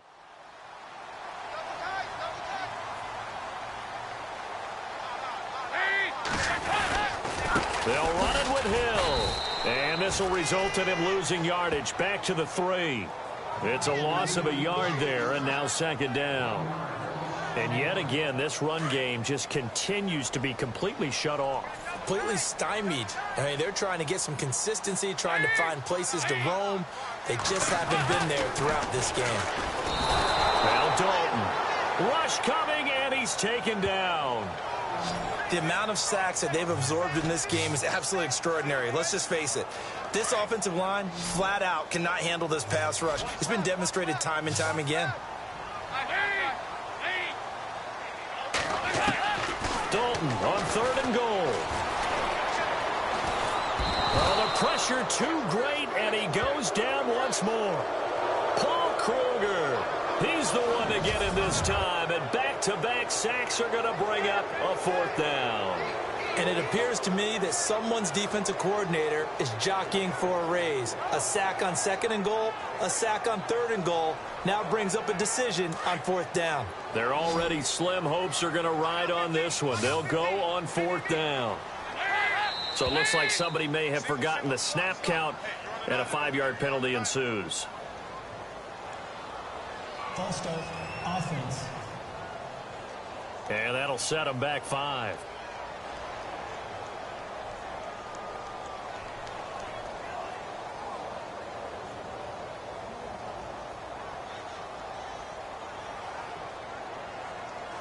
A critical one here if they're going to have any shot at this thing. So they'll go for it on fourth down.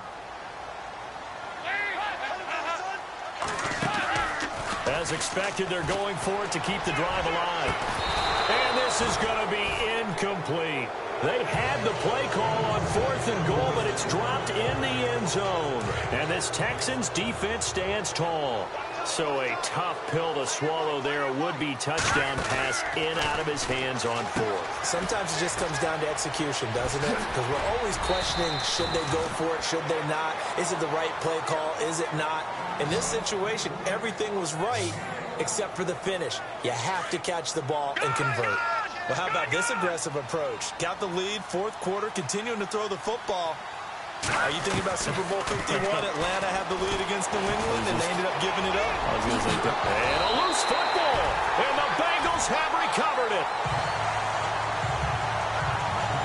You and I have been around teams, and they all have goals for games, don't they? And every team we've ever talked to says what? No turnover. Don't turn the ball over. 0. And they were that close to getting it done. Won't cost them today, but they'll hate that when they're watching the game tape. Cincinnati now ready to take the field. And last time they were very fortunate, this offense. They went for it on fourth, turned it over in their own territory, but the other guys held up. They didn't give up any points. So how about the guy with the #1 headset on the sidelines, the head coach? That was planned going into it, not necessarily to not get the first down or to have the defense have to hold But he up. trusted his defense. Trusted his defense very much, and I think that's how he's going to play this game. Go for it, be aggressive, because I've got the wild bunch backing me up over here on my own sideline. Now we'll see what his offense can do. Throwing, Dalton. And he's going to go down. The Texans come at him and able to bring him to the ground. J.J. Watt in there to drop him for his 5th sack of the year. Time for a break. We'll come back to wrap this one up after this.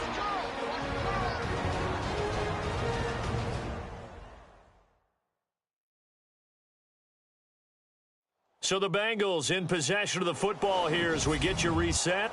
They face a third down now as they try to find a late score.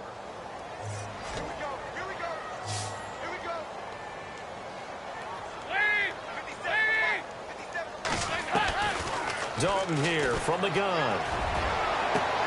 And he goes down, but not before getting this inside the 25. And they're able to convert on third with a solid gain of 23. Out of the gun, it's Dalton. He drops it off for Bernard.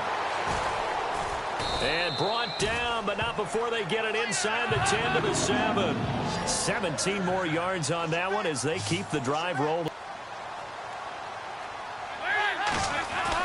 Dalton now to pass. And incomplete. He dropped it in the end zone. I know every offense wants to start their snaps closer to the goal line, but it's actually harder to throw the ball in those situations. You throw into that tight coverage, you see what happens. Hard to get the ball in there. Not enough space there. Lucky maybe that it wasn't intercepted. And he'll take this into the end zone for a Bengal TD. Tyler Eifert, his first touchdown of the new season. And the Bengals are able to draw a bit closer. Boy, it's nice to have that big, reliable target you can go to. Each and every time. A lot of people see that position as a fallback. Throw it to them when all else fails. Not at all. This guy can make plays, and that's exactly what he just did. Yeah, play here for a touchdown.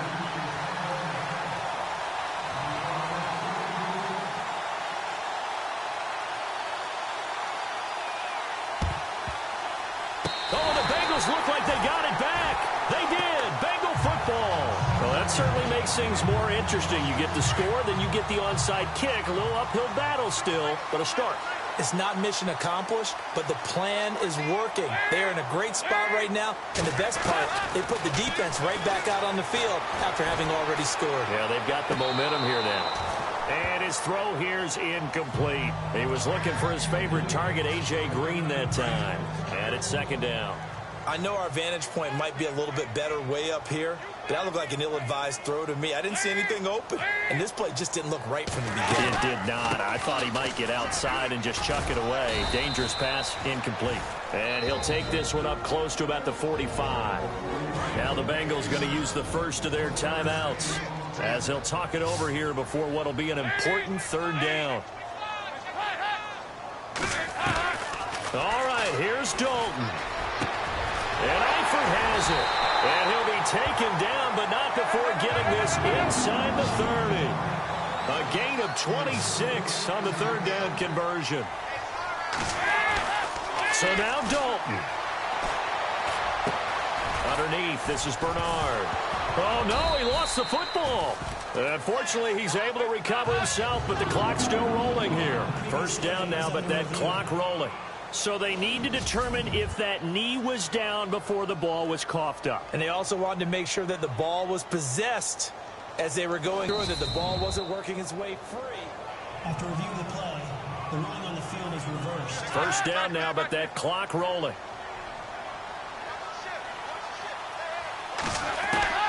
Dalton wants to throw. Throwing for his running back, and he's got him complete. And he's able to work it here to the 8-yard line. It's a gain of 9 yards. And it'll be second and about a yard. Big spot, Andy Dalton. And no escaping this time as he'll go down. They got him for a sack. They'll get to the line here, but remember, it's also third down. From the gun, Dalton looks to throw. And this is intercepted, and that should do it. Picked off by the corner, Tremaine Brock. And a short return will be stopped inside the 10 at the 8-yard line. Obviously disappointing, but you had to go for broke here, down 2 scores. So that forced you to make some throws you definitely wouldn't want to make. I think this interception is going to pretty much write an end to this one. Forced out to his left. And he's taken down, but able to get this up to the 20-yard line. A road win in the National Football League. Charles, you never take that for granted no matter who you're playing.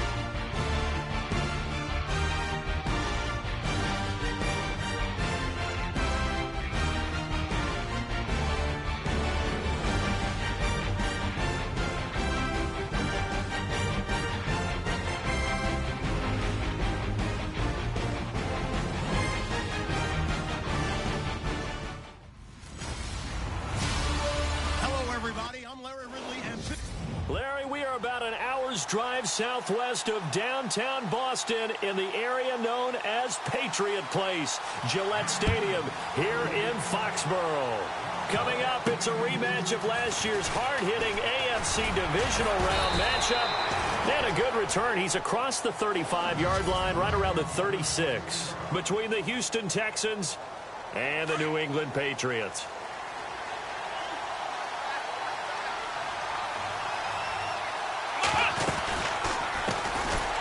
Miller, and he went nowhere. Well, he went backwards, back to the 33.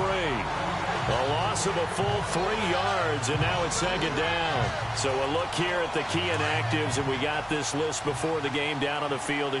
They tell us the same thing every time, don't they? Next man up. No excuses. Be ready to play. That's the mantra of every organization. The key is having guys on the roster who are capable of filling in and playing at a high level. That's when you know you've drafted well, scouted free agents well, and stocked your team just the way you're supposed to.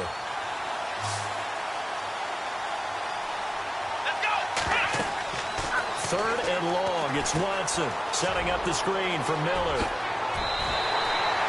They do get 12, but they'll be marked short. And that leads to a fourth down. Still leaves them with fourth and short. Any chance you go for it? It's definitely in the back of my mind. In fact, I've discussed it with my staff all week long, different situations that I may want to go for. Where's the ball on the field? Do I have confidence in my trigger guy? What am I going to do? I'm also talking about my analytics department. What are the odds? If I don't get it, what's it going to do to me the rest of the game? Personally, I end up taking all that, putting it in my head, and making a decision. And you know me, I'm probably going to go for it. Wow, Tree, you want to make an opening drive statement. Yes, I do. Once I have the ball and I've got it on the move, I don't want to just give up that easily. Eluding the pressure right. And now look at this. Big gain, but a fumble. And it's picked up by the Patriots. Now, let's be frank. You hate the fumble at the end of the play. But prior to that, I liked a lot of what was going on. Tucks it down, takes off, picks up good yardage. But in that portion of the field, that close to the sideline, step out. Yeah, either get down or get out of bounds. Take care of the ball. Yeah, he had the yards, but then the mistake. That's going to go as a loss of 4, and it'll be second down. So add that tackle for a loss to the 2 that he had a week ago. And you know what he's doing right now? Smiling? Yeah, definitely doing that. Blitz coming, and down he goes. Bernardrick McKinney coming on the blitz. He gets him for a loss of 7. They said there was a lot of discussion in their defensive team meeting room after last week's performance. They had 7 sacks. Something in the water. There's one in the first quarter. A lot of discussion, a lot of excitement. And now a fumble. Brady loses the football. And unfortunately, he's able to reel it back in, but it's going to go down as a big loss here on the play. Well, that was a big oops right there. But how about his ability to correct it? Loses the football, able to get it back himself. Yeah, pounced right back on it, keeps possession. They only punted twice in the win last week as he gets this one away. It's a 45-yard punt, just a 1-yard return. And the offense will take over with a new set of downs.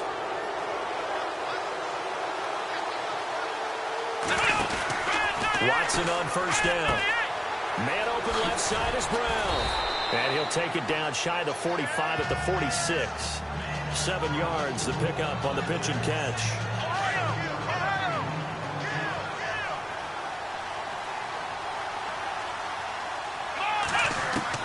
To throw on second is Watson.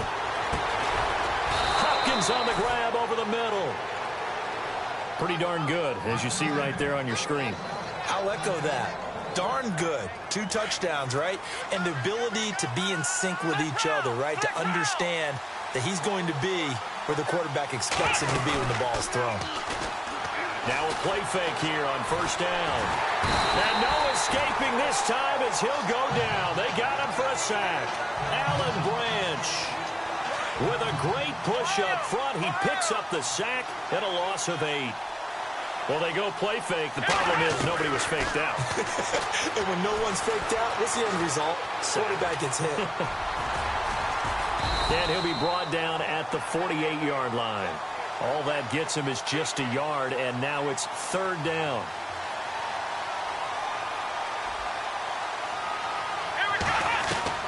Watson now throwing on third and long. being chased out left. And incomplete. The contact made the ball roam free and brings up 4th down.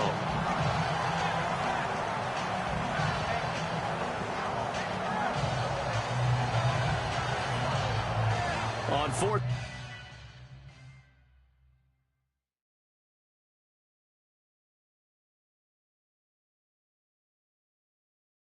Here's the veteran Shane Leckler to punt it away, as he should be able to pin him back deep here with his first punt. He steps into this one, and this is a rocket. This one angles out of bounds in a good spot in the coffin corner. And they're going to mark this out of the 5-yard line. And now out come the Patriots. They're going to have to go at least 50, 60 yards here if they want to ensure that they don't have to punt the ball like they did last time. Yeah, so what you're saying is we're not playing to just get out of the shadow of your own goal line, right? You're playing to make sure the punter doesn't see the field again. So it's not picking up a couple of first downs. You want to pick up 5 or 6 first downs and make sure you move the ball into their territory. Brandon Cooks, the receiver he was going after. And now it's 2nd down. Every time you throw an incompletion, you think, boy, that's a wasted opportunity, don't you? Yeah, because last year they were number 2 against the pass was this Houston defense. And J.J. Watt is back for all 2017. They'll be that much stronger. And he'll take this forward only up to about the 7. 1 yard, the official pickup there, so it's going to set up 3rd and 9. Well, so many times we look at a short run and we praise the offense for trying to set the tempo and establish things, but the defensive guys, hey, they just won the battle there. It wasn't a big run given up. They don't always have to absorb the body blows. Sometimes they dish them out themselves. And 21 yards there as they convert on 3rd.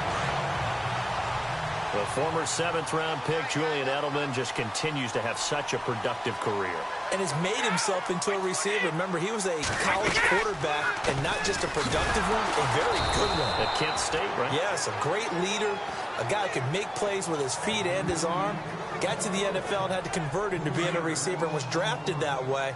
And that conversion, oh boy, it's been good. But when it comes to the running game, the New England Patriots, they're one of the few teams in the NFL that I don't think care much about balancing things out. Last year, to your point, 5th in passing yardage, number 30 in the run game. What they want to do each and every week is make a game plan based on their opponent, not so much their own personnel, and they try to attack that way.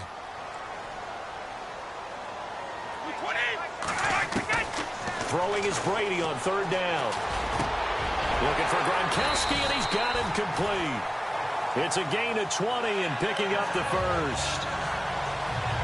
He was a cover guy for Madden in 2016, but I don't think Gronk saw that as being his highlight for the year. What did he have, 25 catches for the season? Only 8 games, went down for good right before Thanksgiving.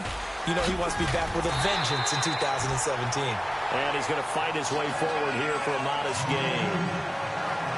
A look at the numbers last week for Dion Lewis. 16 carries, 71 yards. They've won 2 straight games, and they've done it with the running game as the focal point of their offense. So in this contest, I don't think about doing anything else. I continue to ride the hot. Under a heavy rush, and down he goes. Bernardrick McKinney in there to pick up his 2nd sack now of the afternoon. Well, that was an interesting little chess match there because the offense went empty set. No running backs in the backfield, so they're trying to get people out into a route pretty quickly. But guess what? The defense sees that. They go ahead and move themselves into a blitzing situation and come right after the quarterback. They had more guys there than they could block. The Patriot passing game is rolling. They've got another first down. Ah, yes, Brady to Gronk. You think these two are in sync? Without a doubt. And, look, they both understand what they can do for him. Alongside Charles Davis, Brandon Gaudin, it's the Patriots in possession to begin quarter number 2. And they're on the move here. They've got it 1st and 10. Throwing on first down is Brady. And Dwayne Allen on the ground. And all the way in. Touchdown, New England. Dwayne Allen, his 2nd touchdown on the season. And the Pats able to cash in for 6. And nowadays in NFL football, you have to account for all the receivers, sure, but the tight end's such a weapon, and they prove it right there. Oh, without a doubt. And we're seeing now the golden age of tight ends catching the football.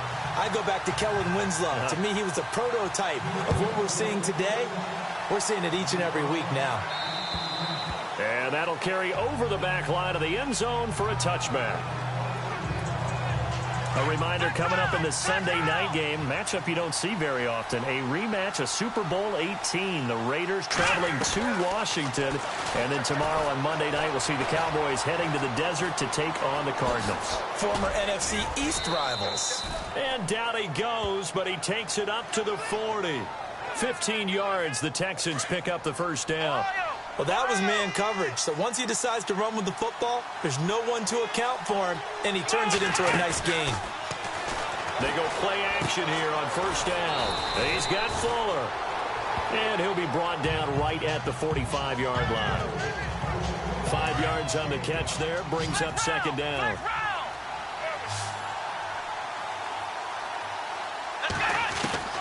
On second down, here's Watson. He's going deep for Brown. Into a double team, and it's intercepted. Devin McCourty picks it off. Oh, he's got some breathing room. He's got the lane, and there he goes. And he will score. Touchdown, Patriots. Making back-to-back weeks now with a pick six for him. He had one a week ago. Talk about being in the groove, and what are the odds of what we're seeing right here? You don't see it happen very often. Listen, if you get a pick six in a season, it's been a big year, let alone back-to-back weeks. I'll tell you this, I would play cards against this guy in the locker room.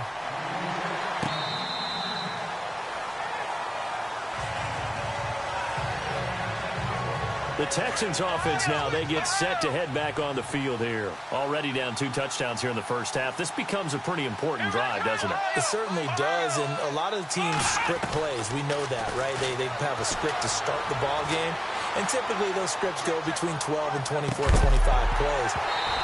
Down 2 touchdowns early, probably not very deep into their script. I think that they'll stay with it. I don't think they'll abandon it just yet and try and generate some offense on this drive. Anything. At least 3 points, get that 0 off the board.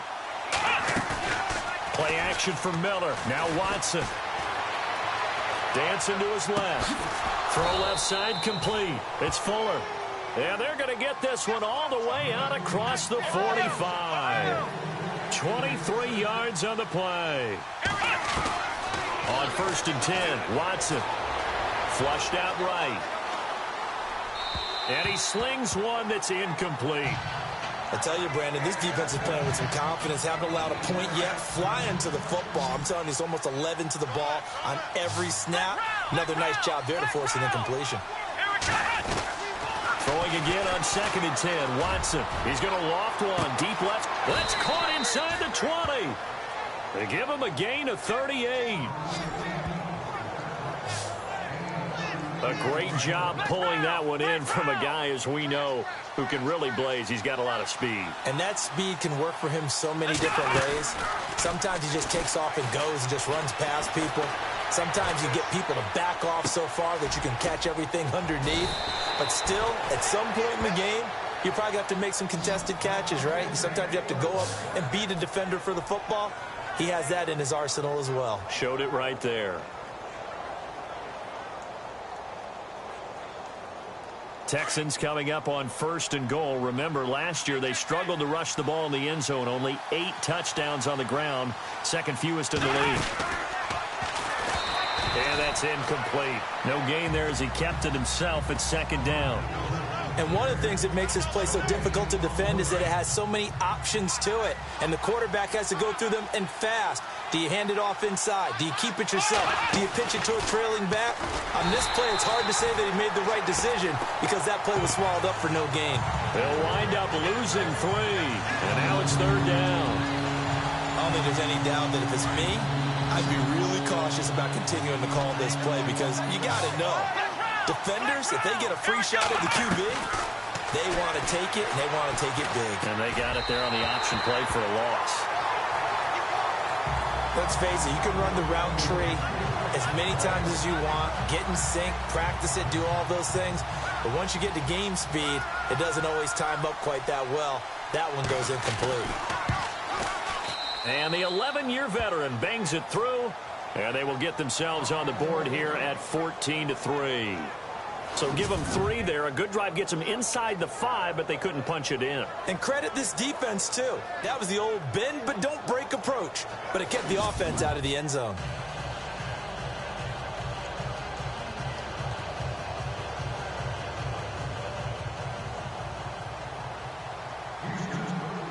Out is the kickoff unit as they run up and send this one away. Set to return. This is Brandon Cooks.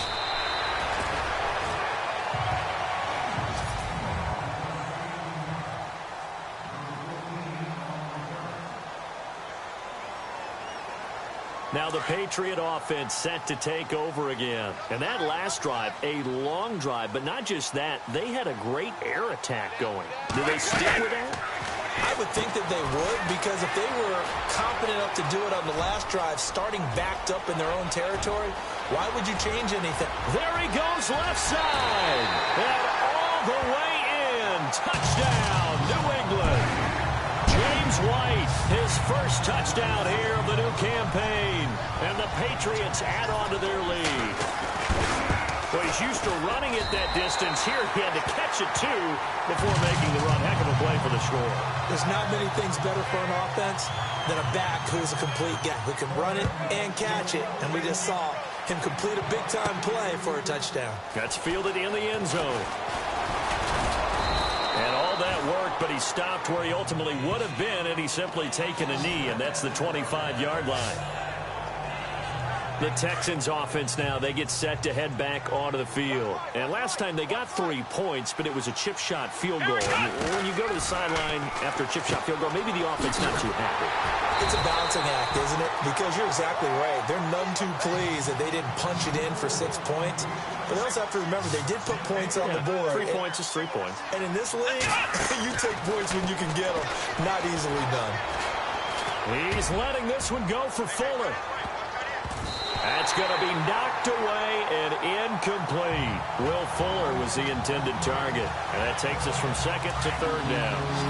Well, they decided to air it out a little bit on that play, take a shot downfield, but the coverage was really nice. Able to get a hand in and tip it away.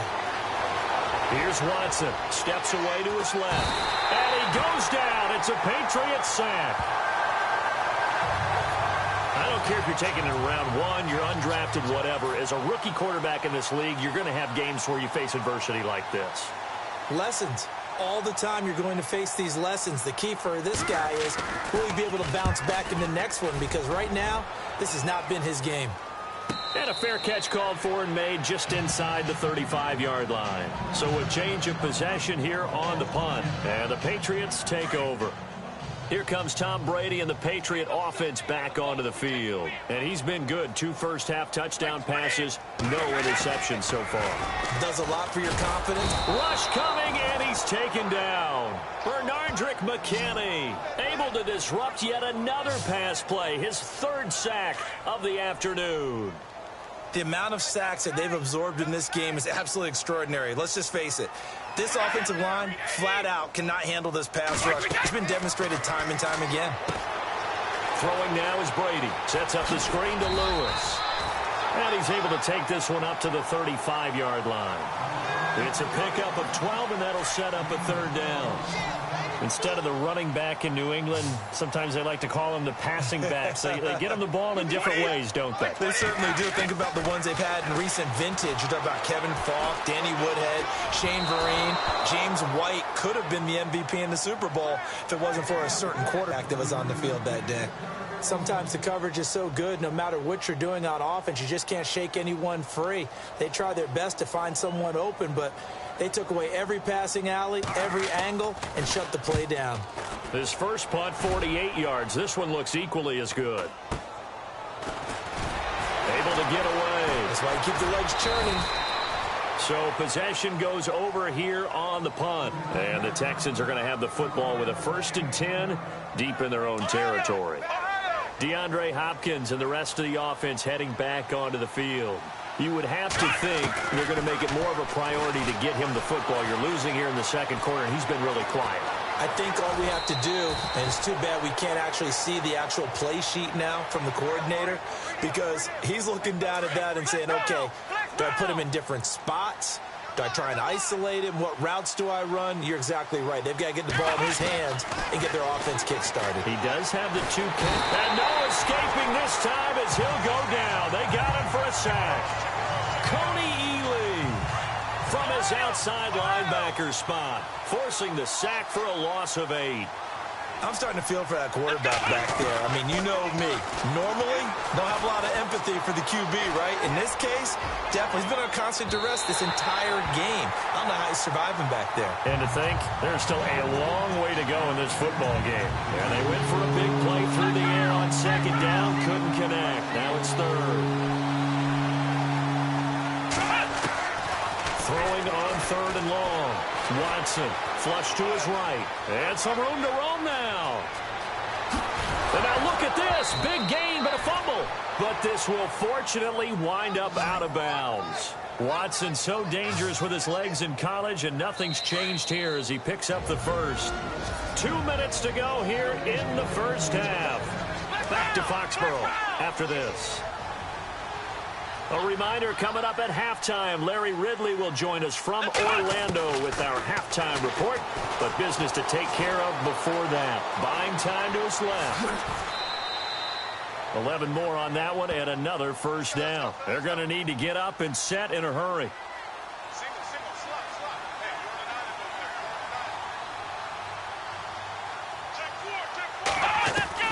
On first down, it's Watson. And he gets this one all the way down inside the 20-yard line. A good pickup there at 22. Now you've got to hustle your guys to the line and get them set. From the red zone now, Watson forced out to his left.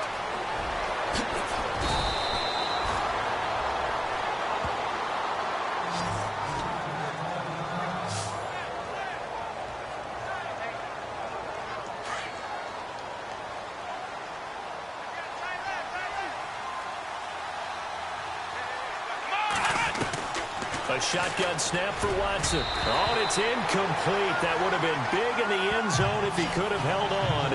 Instead, it's second down. Brandon, some of those windows to throw the football that exist when you're between the 20s, they don't exist when you're this close to the goal line. But as a former DB, I liked it closer to the goal line. Tighter windows made it easier to cover people, actually. And oh, it'll be intercepted. Picked off by the linebacker, David Harris. He's at the 50. He's at the 40. Past the 20. 10. And he takes this one back into the end zone. And the Patriot defense has a touchdown. Partner, what we just saw, that's a great example of a team that was really amped up. They've been playing so well, yet they didn't get overexcited and have a bust on defense and gave up a big play. Instead, they created their own big play with a pick six. This one may be over. Yeah, it's just the first half, but that lead has swelled to the point where you're wondering if it is over already. Heading out is the Texans offense as they get set to take over here. And what do you think goes on here in this situation? If you got the football, you're trailing, you're back in your own territory with just a little time. Do you try something? You're thinking about jump-starting your team, right? You just mentioned it. They're down. They're trying to get back into the game. But you got to figure, if something goes wrong, you may have put yourself in a spot where you may not be able to come back in the second half. Managing risk is a big decision here. A big play there on the keeper. 32 yards. Here we go. Now a first down throw. Watson being chased out left. And he's going to lose a yard or two. Taken down behind the line. Now they got to get to the line quickly.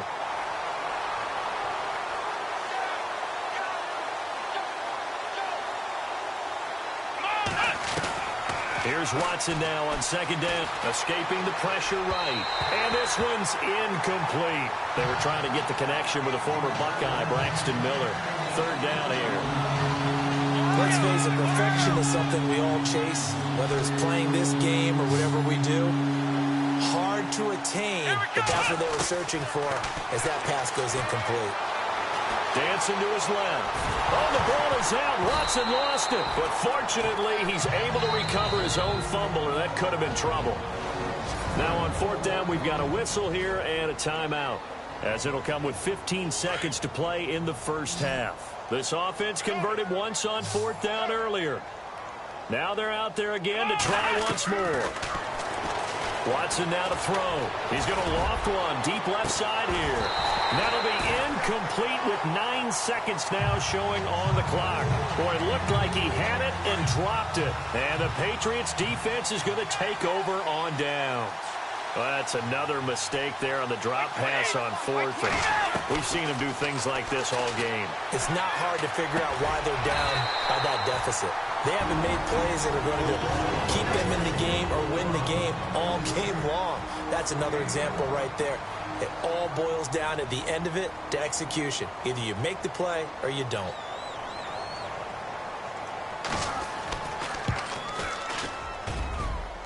That's running out of steam, and it won't get there. He left it just short. All right, hang on here. We'll jump over halftime. Just let the system and graphics catch up. Okay, all set. Third quarter now.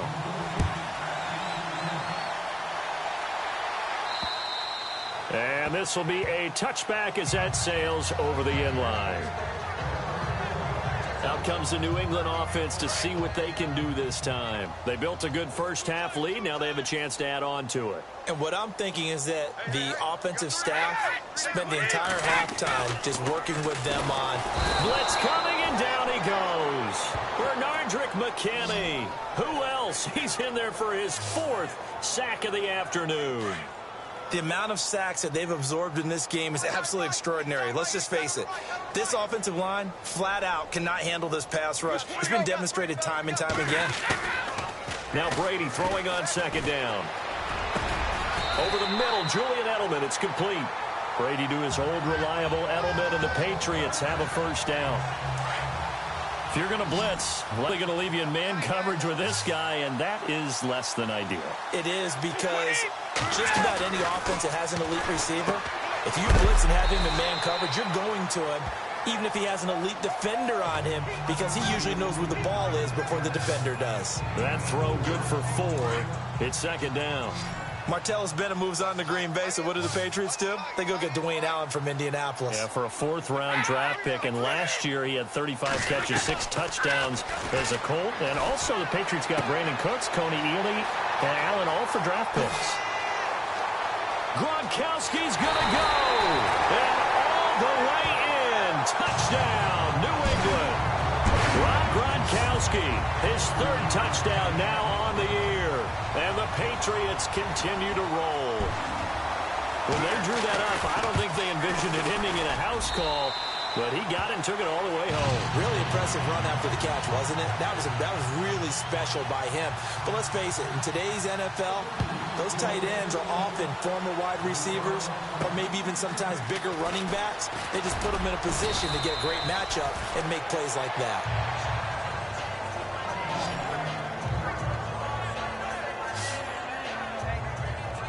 Here's the Texans offense now, readying for their first possession of the second half. They trail offense, first time to touch the ball in quarter 3, and we'll see what they can do. And I can't wait to see what they have planned. Oh, the ball is out. Watson lost it, and it's picked up by the Patriots. And he will score. Touchdown, Patriots.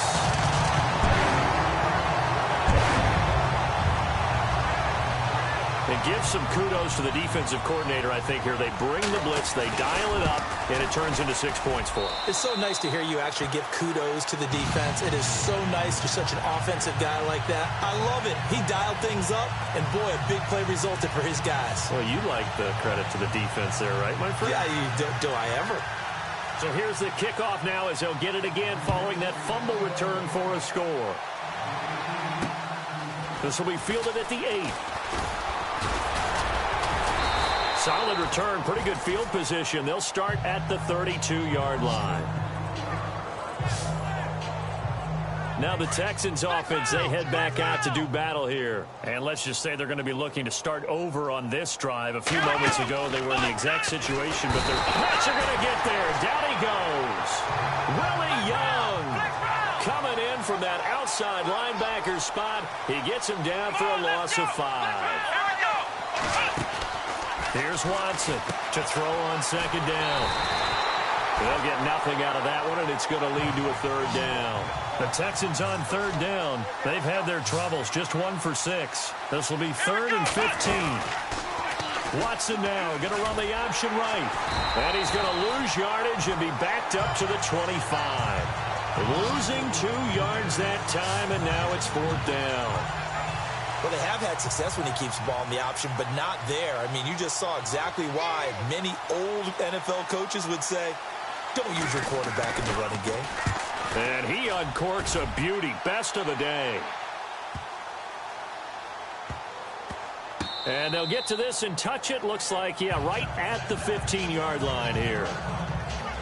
Now the Patriots offense, they work their way back out onto the field. And last time out, another touchdown. And I think there may be some empty seats around here by the time the 4th quarter comes around. Yeah, I have to agree with you because this one's just about decided. But you know who benefits from all those empty seats? You and me, trying to get to the airport. That's the road true. to be fairly clear by by the time we have to leave the booth. 2 yards on the pickup there. It'll be 2nd and 8. The way things have gone in this one, the running game's been something of an afterthought, and that's not been too bad for them, has it? Yeah, the offensive returns have been good, but I guess we figured he in the ground game would be a bit more involved. And now whistles and a flag, and I think we got a jump here. Neutral zone infraction, defense.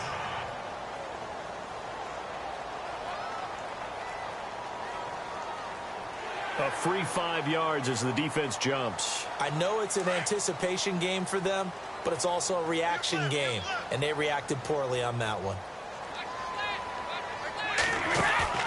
They fake the handoff. Now Brady. Oh, he can't get away, and Brady will go down. Bernardrick McKinney in there to drop him for his 5th sack of the year. This has been a tough one for this offensive line. It appears almost like they've been on roller skates this entire game, the way they've been pushed around. 6 sacks given up in this one. Flag comes in. This might be a free play.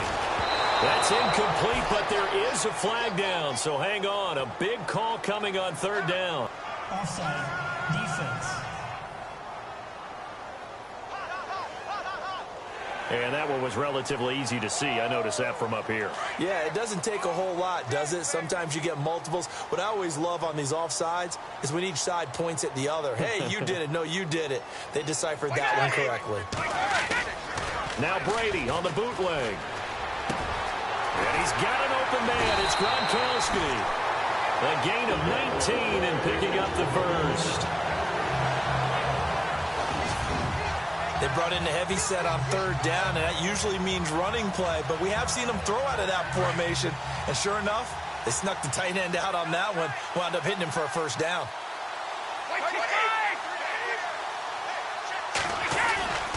Brady gives this one to Lewis. Trying to run inside, but nothing there. Call it no gain on the play, and it'll be 2nd down. Well, a well-executed blitz, no doubt. Great job by the linebacker. Maybe the quarterback, if he could have seen that, could have audibled there. Yeah, he needed to be in a different play because that one just meshed perfectly for the defense. All the gaps were filled except for the one the offense really wanted to run through, and that was filled by a big man wanting to make a tackle. And he made a great tackle. They try again with Lewis. Call it a gain of 4, and it'll leave him with a 3rd down and 6 to go. 3rd quarter and you've got the lead. You're not ready to go into that 4-minute offense to close the game out, but a running game can really benefit your team right now.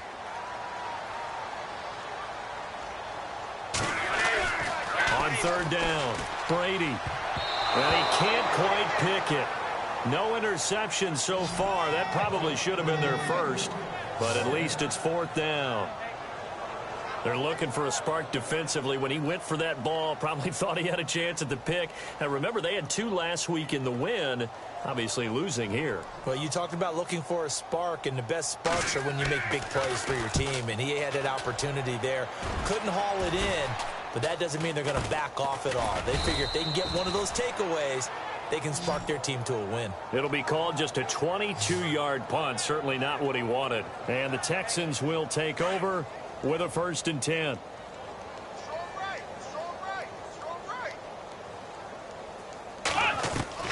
On 1st down, Watson steps away to his left.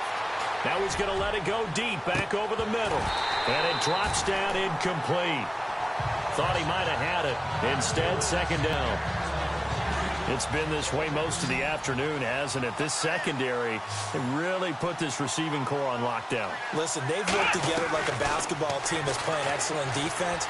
Great communication, doesn't matter whether it's man or zone. And especially against deep balls, as we saw there, they're not giving up anything to them. And incomplete there. A nice hit. Jars the ball free and brings up 3rd down. They have not gotten him going at all. Tried to spark something there with a longer throw, unable to complete it. But you have to keep trying. He's one of their best playmakers. No matter what it says on the scoreboard, you're always trying to get him the football. And he's going to be intercepted a 3rd time. Picked off by Super Bowl 49 hero Malcolm Butler. And his guys are going to get the football at the 37-yard line. It's just been one mistake after another on the offensive side of the ball. That's now 3 interceptions to go along with 2 fumbles for him. And if you're going to turn the ball over 5 times in a game, your chances to win have to be about 100 to 1. And it's not looking good for him here. Brady going to throw. It's a short one here, complete to his tight end. And he'll be taken down across the 50 at the 45 in enemy territory.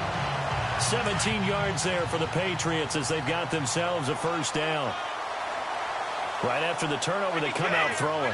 And that means it's a sudden change situation. We used to practice it on defense. Sudden change, get out there, stop the offense. But you typically run out there a little bit unsettled. I think that's why he came right out throwing the football, hoping to catch him off balance. And he did.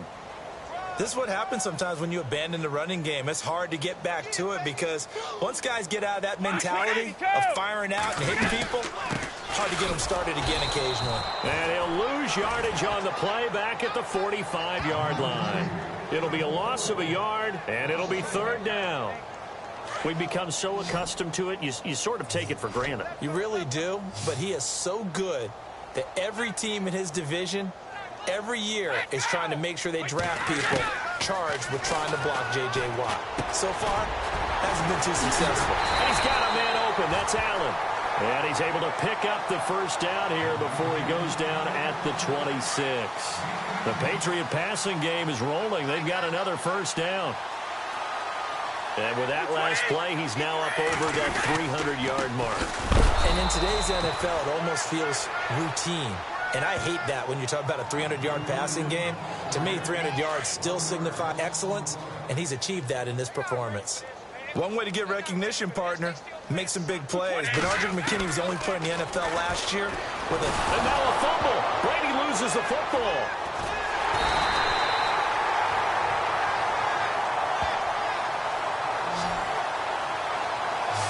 On plays like this where the ball comes free, it's often unusual for the team that lost it to get it back. Because this is the quarterback. The ball gets away from him. Everyone else is trying to execute what they're supposed to do on offense. They're usually looking in the other direction, downfield, or have moved away from him. In this case, though, a teammate is able to come up with the ball. And this is a blowout so far as we get New England on 3rd down. They've had good success, 5 for 8 to this point. This is 3rd and 7.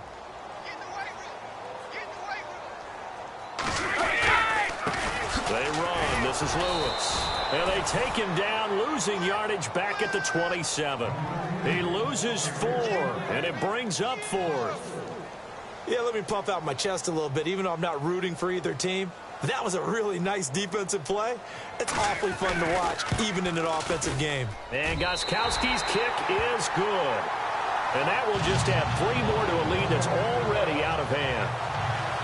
So it's 3 more points, and that widens things out even further here in the 4th. Hey, in this league, you can never have too much. So if you're in range, grab the 3 whenever you can. And now out comes Houston. And following the interception, just any interception, are you a little bit more cautious when you start that next drive, or no, you just throw that out the window? I think you are. I I don't think that there's any way you can run back out there and go, totally didn't affect me. Let's just go ahead and be loose with the football again. You're going to take care of it, but you have to be careful about being too cautious because now you can't run any offense at all. Still want to attack. We'll see how they attack them here. Let's go. Flex round. Flex round. Flex round. Flex round. Come on, let's go. Watson on first down.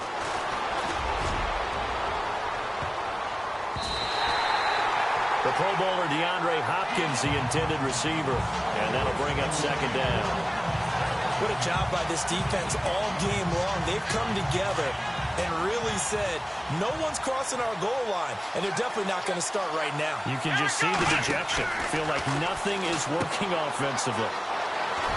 And he'll lose yardage here. Back at the 47. Call that a loss of 5 yards on the play. And they're going to face an uphill battle here on 3rd and long.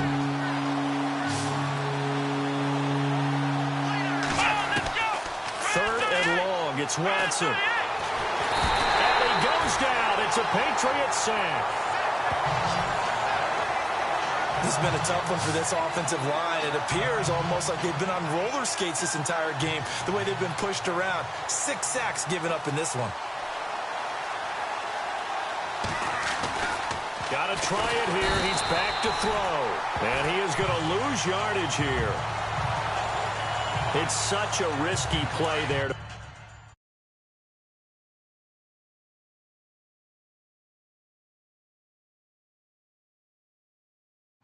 You're either the hero or the GOAT. Here they're going to be the GOAT. Unfortunate, too, because you know they thought they had something there. They don't call it just to call it. They don't just say, oh, what the heck, let's go ahead and fake it here. They feel like they've got something on. They've got the defense in the right spot. Just unsuccessful in that opportunity. Give them 3 on first down. It'll set up a 2nd and 7. Not a big run on the first play of the drive, but that doesn't necessarily mean it was a bad play. Sometimes you're just trying to settle in, get your guys a little bit of contact, and get things moving. Now they'll run with Lewis. And he gets stopped up at the 31 after a gain of maybe a yard. Run blitz there defensively, something we might see more of here in the 4th quarter. I think we'll see a lot of it, and the difference between that and a pass blitz, you're just trying to get to the quarterback. You're trying to scheme someone open who will get to the QB and make sure he gets on the ground. In a run blitz, you're actually trying to cover up gaps, trying to cover up holes so they can't run the football. Brady to Gronkowski, they make it look easy, don't they? And it's a Patriot first down. Brandon, with the way things are going with Tom Brady finding Gronk as many times as he has in this game and the team is winning, I think at some point maybe even Brady will do the Gronk dance. Well, if he does that Gronk dance, Davis, that means you have to do that Gronk dance. Trust me, partner, no one wants to see me do the Gronk dance. Your wife? No, no one.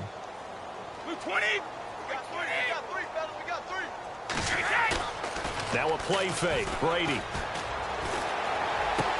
This is caught. Gronkowski. And he'll take it into the end zone. Rob Gronkowski with his 2nd touchdown of the game. Patriots are pouring it on. You have fun with this one, partner? I am. I mean, he's been fun to watch under center. We always talk about, getting to the next level, right? When we see people get into the zone. This guy's in the master class right now. What a performance he's putting on, just carving them up. 4 touchdown passes. Carving him up is right. Seems like everything he throws is going to be a completion and going in the end zone. And here comes the Texans now.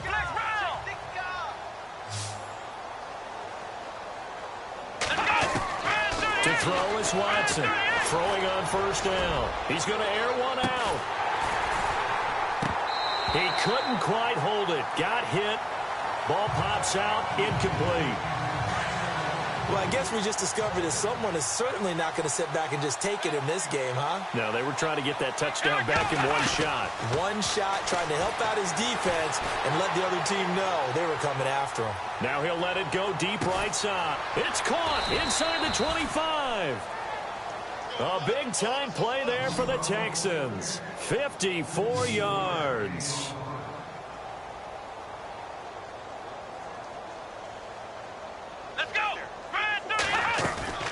Now a play fake here on first down. Oh, the ball is goes out. Watson lost it. And it's picked up by the Patriots. And they're going to set up shop at the 27-yard line. And with that kind of a deficit, you can't afford to make any kind of mistakes. But it's been pretty symptomatic of what we've seen all game with them, isn't it? Down this big in the fourth quarter. You'd say an afternoon to forget, absolutely. They'll start things on first down with Dion Lewis. And he's going to lose yardage and be backed up to the 25. It'll be a loss of 1, and that'll bring up a 2nd and 11. Brandon, it's all about pace and tempo now for them. They've got the advantage, so I'm going to put musical terms for you. You don't want to go prestissimo. That's too quick, too lively, right? Under a heavy rush, and down he goes. Paul Kruger. He's the one that got to him. He takes him down for a loss of 9. The amount of sacks that they've absorbed in this game is absolutely extraordinary. Let's just face it. This offensive line, flat out, cannot handle this pass rush. It's been demonstrated time and time again. And a nice move will yield nothing as he's stopped behind the line. And now the Texans are going to stop it as they signal for a timeout. It's just their first. They'll be down to 2 remaining as we step aside here in the fourth quarter.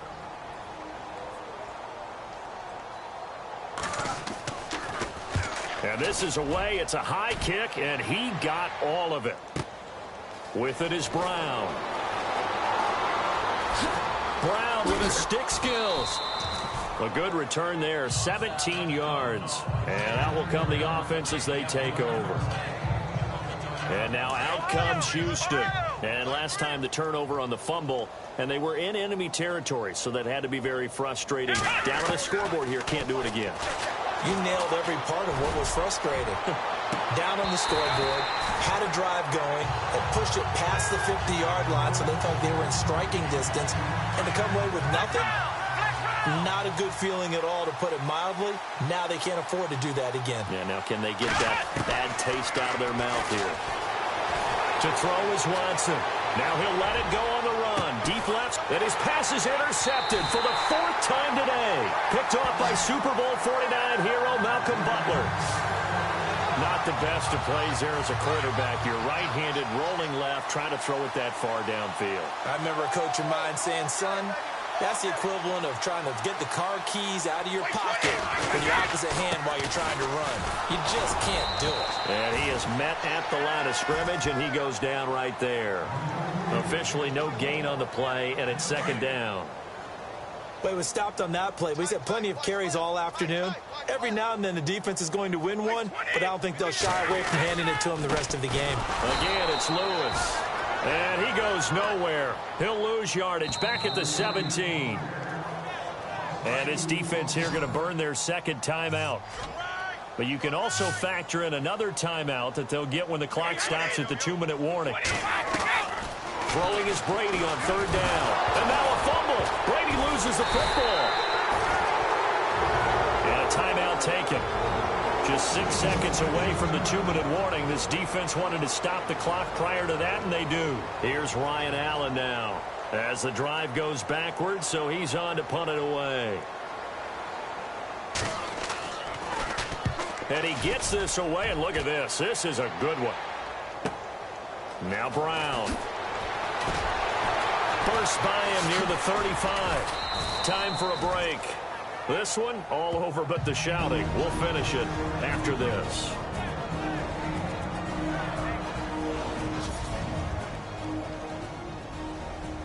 Now comes a Houston offense. They get set to take over here. They've lost this one. Their offense has struggled.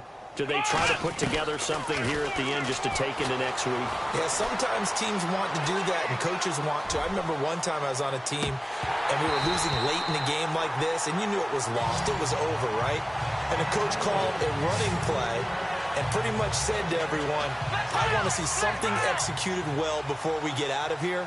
And that was the message to the team. Just something to build on. Just something to build on, get it done, and maybe we can look at that and say, we'll get better as we go forward. Now a desperation throw deep downfield. And both guys were there, but it falls incomplete. Definitely desperation time. This just looks like, hey, throw it down there, hope that your guy can make a play. You want him to make a play, but if not, maybe you get a pass interference call. And you know in the NFL, that's a spot foul. You get all that yardage. That would be a big play. And he takes this one down all the way near the 30.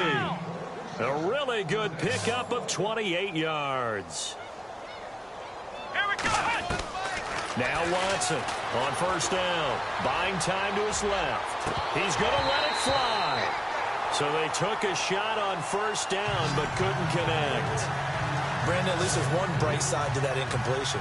What's that? It wasn't an interception. Wow. You're a nice guy. That was kind of savage. But correct. No pick, just incomplete that time. And this is caught at the 8. And he's across for the touchdown. Too little, too late.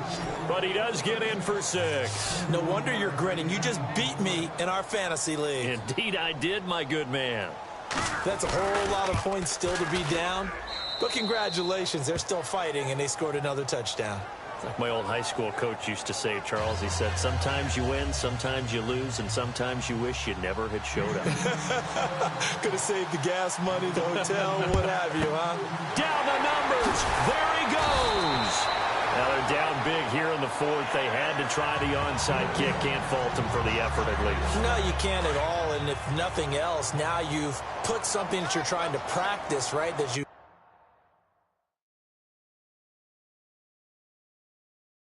worked on into a game situation. And now you can go back and dissect it. So if you need it again sometime, maybe you'll find a better way to do it. But, yeah, this game's pretty much done for them.